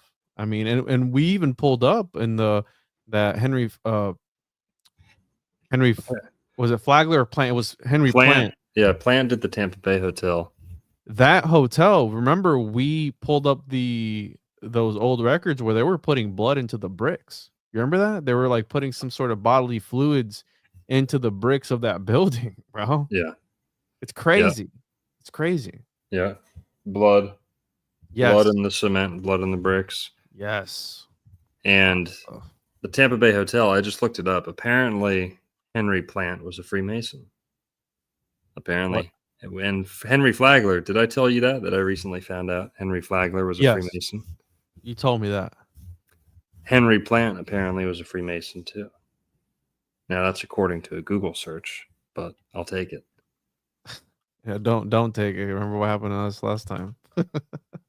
Fadista with the $5. Are clowns demons? Good point. That's kind of what we were trying to answer a little earlier. We discussed that the clown archetype is contained within the human unconscious, right? Like the scarecrow. But that also, it's something demonic, right? I'm not reducing it to like a shared archetype. It is demonic. And I think that external forces, it's hard to say. There's a couple ways to look at it. Just like the Masons and the Shriners dress up the monkey as a Moor with the fez, right? They're saying like the Moors are monkeys, right? We defeated them. They're dumb. We think they're monkeys, right? It's racist. It's humiliation, right? The clown's almost kind of the same way. It could be a mockery of ginger people or white people, or like a caricature of ginger people. No soul, right? Gingers have no soul. Yep. Well, clowns are demons, right? I think those kind of go hand in hand. But there is something to redheaded people having a penchant for mischief. Let's just put it nicely. I think Aristotle said that. Can we look up what Aristotle said about red hair, Juan? Yeah. So I want to add real quick. The use of blood to lay bricks is a thing. It's like there's a whole science behind it. Yep. and they were doing it for a long. They've been doing it for a long since Egypt, bro. Like this is, Yeah. like, well, not Egyptian times, but at least in Egypt, and it's a again they do it because of places that don't have a lot of water and things of this. But imagine that you're sacrificing an animal in order to be able to build this thing. Yeah. That's wild. And now that sacrifice, like how they talk about bridges and the whole thing about the London bridges falling down, that being about a story about like encapsulating somebody, the last stone, right? Being that you're encapsulating somebody in there as a sacrifice to that monument. Whoa. So you said Aristotle and red hair? Yeah. What did Aristotle say about red hair?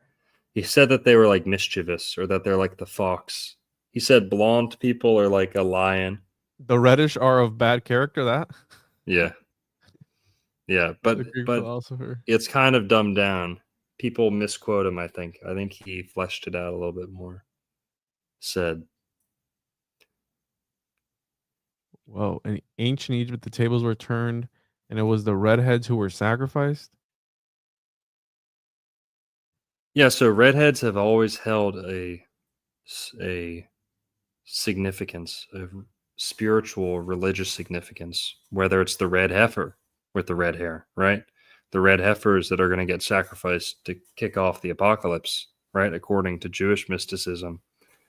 Right here, this. The royal He families, red hair being very prevalent in royal families, like the British royal family to this day.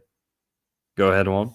he whose hair is of reddish complexion is for the most part, if not always, proud, deceitful, detracting, venomous, and full of envy. Is this him of the judgment of the hell is this? Is this Aristotle? Yeah, that sounded right. The judgment refers to no pseudo Aristotelian treaty on misogyny. Yeah. Pseudo Aristotelian. Well, we'll take it. It's got Aristotle in there. Mm-hmm. But what year is this from? Historical. Yeah, Muhammad was said to have red hair. Was said to have had red hair. Jesus was said to have had red hair. Genghis Khan too, right? As much as I want Jesus to look like me, okay, I think he did have strawberry hair. I think he had red hair, reddish. And you'll see Thor, Zeus was often had like strawberry blonde hair, and I believe Jesus was reddish haired. I mean, that would make him part Nephilim, so I don't know about that, bro. Yeah, a little bit, right? That's the whole theory that people who have a red hair might be part Nephilim. that is a theory because red hair, believe it or not, they'll say, this is propaganda, but the red hair, short leprechauns, right? Oh, yeah, the Irish are short, redhead leprechauns. That's not true. Has anyone met redheaded people? Yes. They're almost always tall. They're almost always very tall and big bodied. Redheaded women usually have giant tits. That's like super, super common. Okay. They call them red heifers. Okay. And they got the big old udders, right? Yeah, dude. Nice. No, not actually. Not always, but redheaded women very often like black chicks too. Sorry, like black dudes. Oh, You'll notice this. Redheaded women BBC, bro. love black dudes. I don't know what it is, but that's another theory, is that red hair there's two types of red hair. There's the thin, like orange, strawberry. Oh, Wendy's, right? She's a redhead? Yep, Wendy. And where does Wendy come from? Her name wasn't even Wendy, I don't believe. She's not even redheaded. Yeah, she's not even Wendy, and she's not even redheaded. Hold on. They call it Wendy because it's Wendy Goon. The Wetiko. Wendy, yeah. It's Wendy Thomas. No, Wendigo. No, what's her real name? Juan? Melinda Lou Thomas Morse. Fuck around with me, bitch. Wrong. Her name's not dude, Wendy. Wendy is her like alter ego, dude. Yeah. You they know, made her Wendy. Whoa. They made her Wendy. Oh, look at where she went. Uh-oh, let's hit it. Illuminati confirmed. She went to the University of Florida. Yeah. So Dave Thomas, the founder of Wendy's, was a master mason also. Why do they use square patties? Because they're squaring the circle. Okay. Yeah, I think it's funny, right? Squaring It's the funny, circle. yeah. Wendy. Why is she Wendy? Because Look it's at where he Wendy. worked. Or Yep, he was the understudy, like the protege of Colonel Sanders. That's right. whoa, Yeah. that's wild, bro. Yeah, he was Colonel Sanders personally selected him to like be like his favorite employee and help him out with a bunch of shit. And then he went and started Wendy's. And KFC, of course, fried chicken, coming from the KKK movie, Birth of a Nation, where they permanently ingrained the fried chicken stereotype in the minds of America. Because there's fried chicken in that movie, very famous KKK movie. One of the first big movies, too, in America, believe it or not, about the KKK. Boom. And that's where we get KFC. Comes out of the KGC. Right. But the Wendy's, why is it Wendy's? Wendigo. Look up Wendigo. Search Wendigo, please. What's a Wendigo, guys? Oh, yeah, what's Wendy's? Oh, yeah, never frozen. Never frozen, guys. You know why it's never frozen? Because they want that adrenochrome fucking fresh in your veins. Oof. Never frozen because they need the adrenochrome and the human DNA to be nice and fresh. Nice, fresh goyim meat. Okay? I'm going to demonetize again, bro. No, we'll be okay. It's It'll be crazy. okay. This is like, it's tame. They can't fuck with me either. There you go. Which is a spirit that needs what? It needs a sacrifice. You have to eat one of your loved ones in order to become this entity, right? And it's interesting because the killer clowns, right? Not only do we have the killer clowns from outer space, which they're ETs, Killer Clowns, KK. KK, but Yeah. also the evil clown. One of the origins of it is that it talks about here Enrico Caruso as the murderous Canio in, how do you say it? Pagliassi, whatever, however you say that, which is about the opera tells the tale of Canio, an actor and leader of a commedia theatrical company, kind of sort of like a circus, right? Yeah. Stagecraft and stuff like that, who murders his wife Netta and her lover Silvio on stage during a performance. And this is part of the lore of evil clowns and this again tapping into that, how you're saying, that archetype that's been embedded and seeded into our DNA, because fears are passed down genetically. I mean, there's studies on that where certain animals, the reason that they have instincts for certain predators is because it's in their freaking DNA. When a chicken sees a hawk, they run because they already know it's already in their DNA. It's instinct, right? Same thing with us. When we see certain things, it comes, how you're saying, we were born with that sort of. Well, yeah, and the clown, the Wendigo, apparently this is something that you see if you eat human meat, apparently. You are cursed by the Wendigo. Or there's something, there's various interpretations. But apparently, yeah, if you eat human, right? Am I getting that right? If you eat human meat, you are plagued by the Wendigo. Yeah. So when you eat to go from Wendy's, when you go to Wendy's and invite the Wendigo spirit into your body, that's the red-headed cannibal. We don't have time for the clown. vegan rant, okay?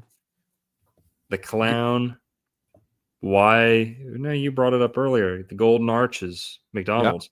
All of this goes back to the KGC. For those who don't know, all of America's fast food, big fast food chains after the Civil War, no more slavery. So what did all Oof. the slave owners, plantation owners do? They Damn, started bro. fast food chains. Okay. Hardee's with the double E, 33. Hard Hard- R. Yeah. Exactly. That's my joke. Hardy or hard R? Oh, is it really? I didn't know it was. No, I've said that before. Oh, dude, you're cooking with Golden gas right now. Arches, McDonald's, Scottish Rite Freemasonry, right? They weren't Masons, Ray Kroc and all of them, they weren't Masons, but still they knew all this stuff. White Castle, that's the castles of the Knights of the Golden Circle. Instead of Masonic lodges, they called it castles. The KGC had castles. After the Civil War, the KGC became the KKK. Because in German, K, G, and C can all be K. The K, G, and K sounds are all K in German, right? No C, very little C in German. Is that why cuck is cuck? And They like Kuck, Ku Klux Klan. Ku Klux. Ku Klux means golden circle. That's where the golden circle became the KKK. The pointy hats because of the pointy helmets that the KGC wore. Dave, Uh-oh. Chick-fil-A, bro? I thought that was Jesus. hang on, rallies, Klan rallies. Crystals with a K comes from a crystal ball that the owner had went into a trance state. The wife of the owner of Crystals went into a trance state using a crystal ball and had an epiphany where she came up with the whole idea for the restaurant. And then, what's the other one? Hardee's, I think it's Hardee's or Carl's Jr., one of those two, started out with a $311 loan. Right. Yeah. $311 loan. 3 times 11 is 33. 3 11s is KKK. K is the 11th letter. Oof. Do we? How many herbs and spices in the KFC recipe? 11. No, there's 20 chemicals in that shit. But they still say 11 herbs and spices because that's their gematria trademark, Kabbalah magic, yeah. Colonel Sanders knew all this stuff. We're not just reaching here. Okay? We're reaching And Colonel around Sanders to the truth. Okay?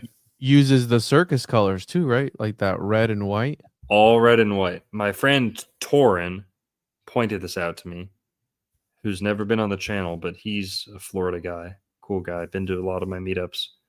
Torin pointed out to me, I was at a presentation that he did. All the fast food is red and orange. Red, orange, and yellow. It's the lowest chakras. There's almost no blue fast food. Almost none. Zaxby's. Right? That's it. Zaxby's is the only blue one. And they have orange too. They do orange and yellow too. It's almost all red. Red, orange, and yellow, the 3 lowest chakras. And also, it has to do with speed. Things that are red, you don't stay there long. If it's red, orange, or yellow, you're only there for a short time. It's short-term, like dopamine fixes or short-term, indulgence, and then you're out of there. And the red, orange, and yellow help keep you there short-term. And red especially, right? So especially red. Hey, Culver's, bro. Shout out Culver's. They use blue. Good point. Yeah, guys. If you want to live in the third eye chakra, go for those blue fast food chains. That'll help steer you clear. But if we just look at all the fast food, logos, it's not just the colors. They all have a golden circle or a golden arch or a lone star. Because the order, of course, the KGC, they used to be the Order of the Lone Star. So you'll see Carl's Jr. with the star, Bussies. Popeyes with the star. They all have the star or a double E. Yeah, Bucky's with the double E. Bussies, bro. It's bussy. 33. Bussies. Got that bussy. Got that bussy, bro. That juicy bussy meat. Oh, Popeyes uses orange. Yeah. Yikes. Yeah. And they all have a star, a lone star, or a yellow circle, or golden corral, the golden circle, golden corral, right? They all have the star or a circle. And yeah, people can go look up the KGC video if you want to look into the fast food. I'm going to do another video on the fast food conspiracy too, because it's really only at the end of the KGC video. You have to sit through all this stuff about the Civil War and Abraham Lincoln. Then it gets to the fast food part. I'm going to do a new fast food part, but it's every single fast food chain. Almost all of them. Someone said even the food is orange. Damn, bro. This is a reptilian eye right here. Taco Bell. Yeah, the reptilian eye. The 6. You see the 6 too? 666 in the right logo. here. Yeah, they're super occult. They put out some occult. Taco Bell puts out some occult stuff, bro. And the recent KFC commercial. Have you seen this? It's a human sacrifice. I thought that was AI. That was AI. It is AI. It is AI, yeah. I think it's AI, but still, it's like a human sacrifice. We're one of the weirdest things I've ever seen. Krispy Kreme with a K. Thank you, Peter. Good job, Peter. Krispy Kreme with a K. Kellogg's with a K. Special K. Kmart. Circle K. It's every single one. It's so many. What the fuck? Oh man. Yeah. And there's movies that's disclose this stuff. Here it is right here. Dunkin'. They turn it. They baptize them in gravy, yeah. It's bizarre. The golden egg, yeah. With the chicken tender, bro. Not the chicken tendies.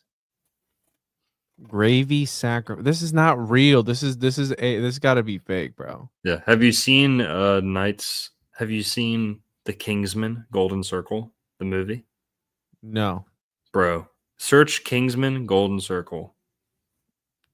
Bro, this is on their KFC UK. UKI. That's not real. All right, what'd you say? Go to images, search fuck, what did I just say? Something golden circle. What'd you say? The night of the come on, dude. We're gonna do a 420 stream like this. We're both gonna be forgetting everything. We can't do a 4. You guys are gonna log on and it's gonna be just me and Longo just staring into outer space. Oh, the Krusty Krab, dude, the Krusty Krab with Krusty. 2Ks.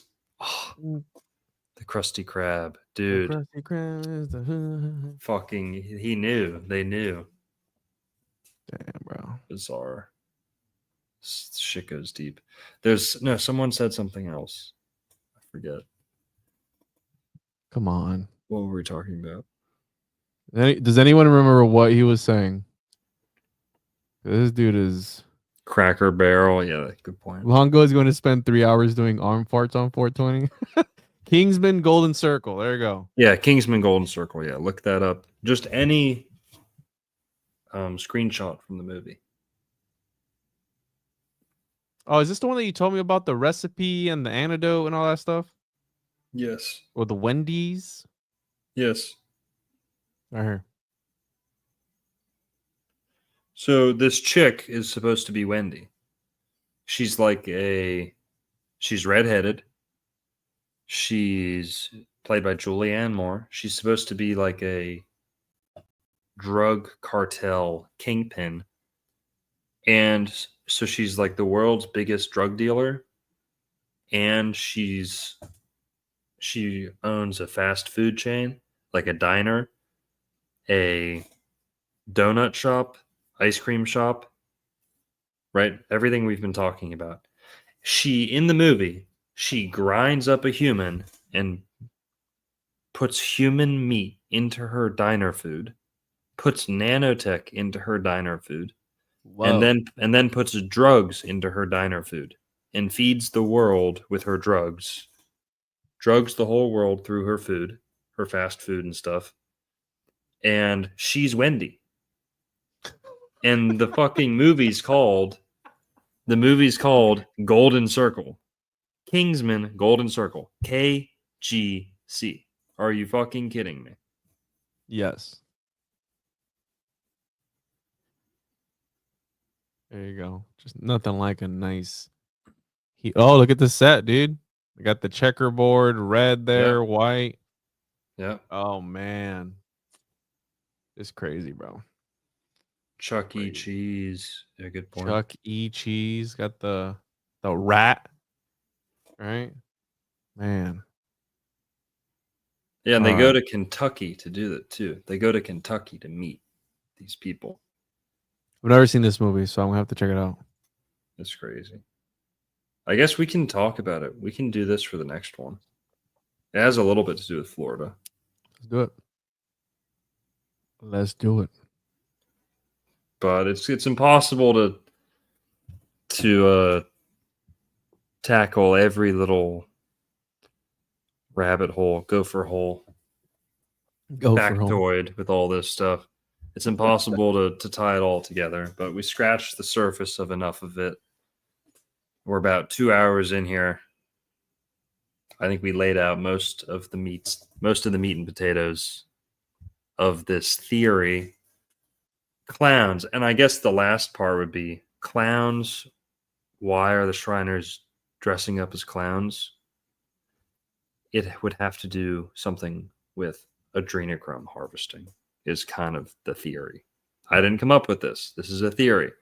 I asked AI about this too. Google search. I don't use AI, but I Google search and it fucking comes up. Sounds very Sweeney Toddish. Somebody said that's also a crazy movie, The Demonic Barber. The term clown, I just searched clown, circus, adrenochrome, likely refers to a conspiracy theory that emerged online, suggesting that clowns are evolved in a sinister network that harvests adrenochrome, a fictional substance, not fictional. It's not fictional. It's a real thing. It's what happens when adrenaline oxidizes or, meets the air. Or stressed, stressed blood, pretty much. So I thought that was interesting. At least Google knows about it. And think about that, right? So it says their source of immortality. Alchemy comes from Nephilim. It's this art that they do. And one of the main pursuits of alchemy is to find the Philosopher's Stone. What if that's the truth? That, like in Full Metal Alchemist, the anime, where the taboo is you can't resurrect somebody, right? You can't use humans in the magical operation, right? But then it turns out that you need what to create a Philosopher's Stone?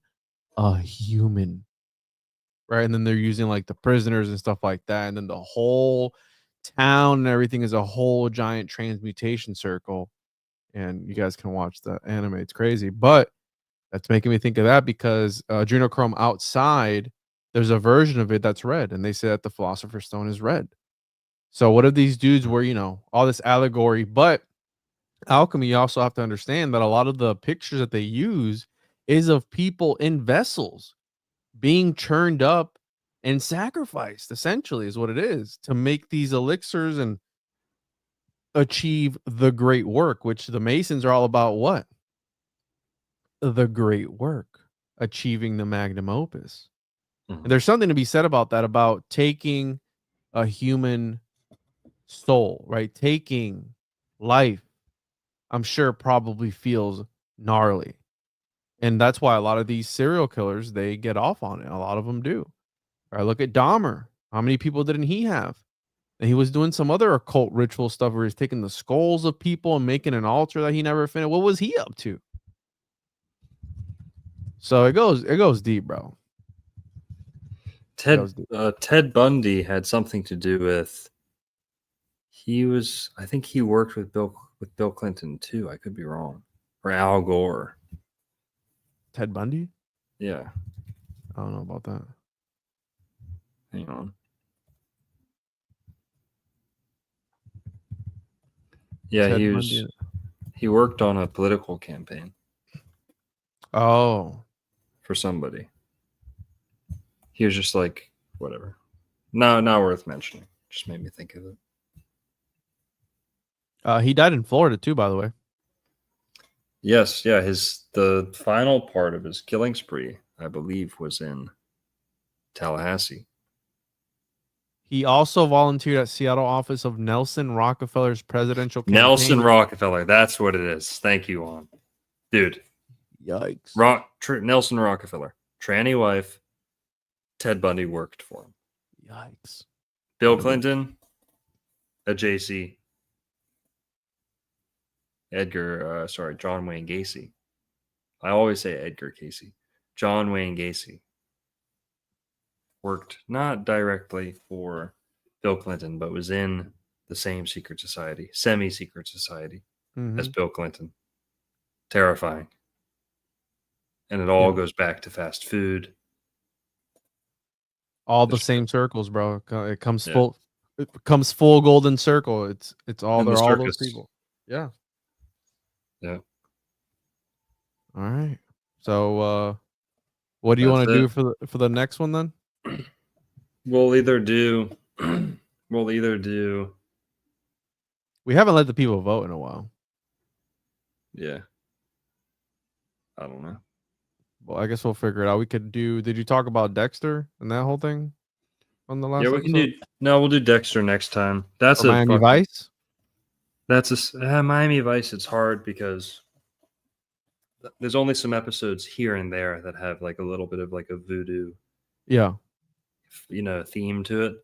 But we can do Dexter because the whole concept is kind of. You can kind of package it all together. Oh, he's a serial killer too. I forgot. With the evergreen conspiracy. You know about this? That Dexter was found in an evergreen storage container. Yeah. Dude, fucking insane. But we'll talk about that. Let's do that next time. Dexter. Cool. Yeah. Somebody said yes. Oh, Tiger Lily said yes. Do Dexter. Yeah, Dexter. All right, we'll do Dexter. Al Bundy's wife had red hair. Or Ted Bundy? Al, who the hell is Al Bundy? I don't know. Who is Al Bundy? I can't think right now. It's all good, dude. Al Bundy's a fictional character. Who the hell? From American television, married with children. All right. Anyways, we'll do Dexter on the next one and deport Juan for that BS. What BS? And I can't get deported, bro. I'm from the island of trash. We're here legally. So, unfortunately, I'm not getting deported. Here, one sec. Married with children, yeah. I've never seen that before. What do you got? Deport that island.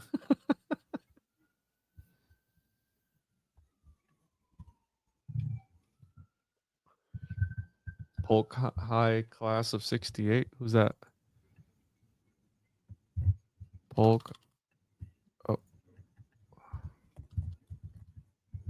Polk High class of 68. Who was in that? Oh, we didn't talk about your clown, dude. Talk about. Oh, shoot.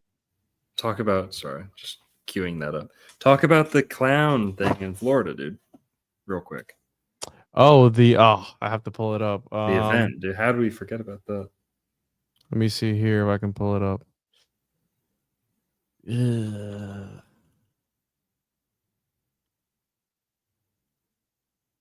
A victim recognizes teen during brutal. Here we go. Is in 2016. Steve-O. We could have talked about Steve-O too. Oh, Steve-O's a clown. Being a clown from Florida. I think he had that tattoo on his arm. I think wasn't it a clown or was it of him doing something to a toddler? You know about that? No. You know about his controversial tattoo? No. Yeah, look up. Well, not on air, but look up Steve-O tattoo toddler, and you'll see what I'm talking about. So, victim recognizes teen during brutal attack by 20 people in the Purge clown masks. Orange County, Florida. So we're talking about Orlando. A man was stabbed, another was hit with a hockey stick when about 20 people in costumes attacked them while they were checking their car in Orange County. Deputies said the incident happened at 11 p.m. Monday on Harrell Road and Bexhill Boulevard. Deputies said the men were in a truck that was traveling south on Harrell Road when something hit the car. The men got out to check, and that is when the group attacked them, stabbing one of the victims in the head while the other was hit in the head with a hockey stick, deputies said. One of the victims spoke with Channel 9, blah, blah, blah. He said that he and his brother were in the truck with 2 women and 5 children when the incident happened. They had clown mask on and purge mask on, said Jeff Brown. They had a knife, hockey sticks, they had clubs, they had bats. The victim said he told the women to drive away and get help. The attackers were described by the victim as teens wearing masks from the movie The Purge as well as clown masks. I don't think they were looking for me and my brother. I think they were looking for anybody that could get stopped at the stoplight, Brown said. The victim also said he had to get staples put in his head and that his brother was stabbed with a machete-like weapon. The victim also told Channel 9 that he was able to lift one of the teens' mask and recognize him from his neighborhood. They're lucky that my wife told me to leave my gun at home, because if I would have brought my gun, yeah, he should have. No arrests have been made. This is from 2016. Happened here in Orlando. I stumbled across this while looking up clowns in Florida. So, again, a mob, people getting together to maybe have a sort of sacrifice, bro. I don't know. November 1st, if it was November 22nd, then I'd be like, that's crazy, but interesting. Very interesting. There's a whole lot more we could talk about, but we got to end it somewhere. So, yeah, we'll do it up next week. Well, Juan, good stuff tonight. Guys, go check out his channel, Juan on Juan Podcast. Hit his links. Get my boy paid on some other platforms, right? And maybe. Yeah, definitely. Appreciate you guys. It was fun, and we'll do it up again next week. Also, real quick, what word can you spell by rearranging the word ginger? Yes.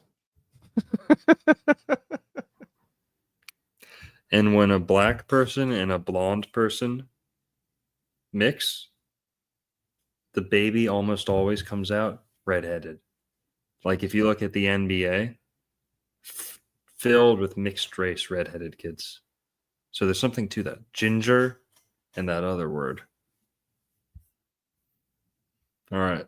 On that note, everyone have a great night. Keep up the great work. See you guys next week. Yep.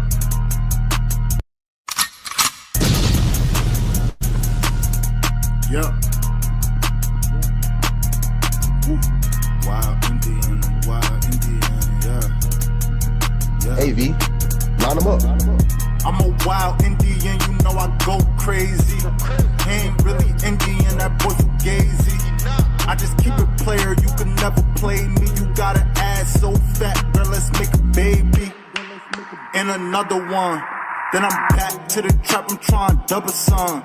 She a bad woke chick and I love her tongue. We some jurisdiction boys, we some one-on-ones. Look, don't compare me to no Martin dog, I'm like Malcolm X. Die by our freedom, we'll leave a crack a stretch. Round of applause, boy, you know we clapping text. Chucky dog, child's play, yeah, nigga, that's what's next. Open up the cans just like Arizona. Pull up masked up like we got the Rona. We set up jurisdictions when we buy the corner. How you claiming that's your hood and you not the owner? Be the B, I just pulled up in the need for speed. Free the land, tell the colonizers that they need to leave. Wild Indian up in my veins, you know how we bleed. You ain't gotta lie about who we is, dog, just keep it G. We at war, we can't keep the peace. Since we at war, gotta keep the peace. Whack a cone, then I meditate. Should I need to breathe? Keep a Olmec head when we slide, dog, cause we the shit. Like my niggas said, bitch, we the shit. I can't keep the peace. If it pop off, then I want a piece. I'm just on release. I'm in go mode, motherfuck the thief. In these streets like EBT, when we at war, make peace with me. I don't give a damn, understand. Fuck who stole this land, white or black or tan. Understand, it's fuck who stole this land. Might have seen me get little buddy these hands. He wasn't no abo man. A lot of these dudes is Sambo man. They full of shit like my ammo can. What they call an N-word out the wrong mouth as an ambulance. Wild Indian, get it in advance, or you can post date it. Ask around, I'm the most hated. Straight sacred, they stole acreage. Yo, ape shit, show ain't shit. It won't be televised, I don't tape shit. Be the B, I just pulled up in the need for speed. Free the land, tell the colonizers that they need to leave. Wild Indian up in my veins, you know how we bleed. You ain't gotta lie about who we is, dog, just keep it G. We at war, we can't keep the peace. Since we at war, gotta keep the peace. Whack a cone, then I meditate. Should I need to breathe? Keep a Olmec head when we slide, dog, cause we the sheep.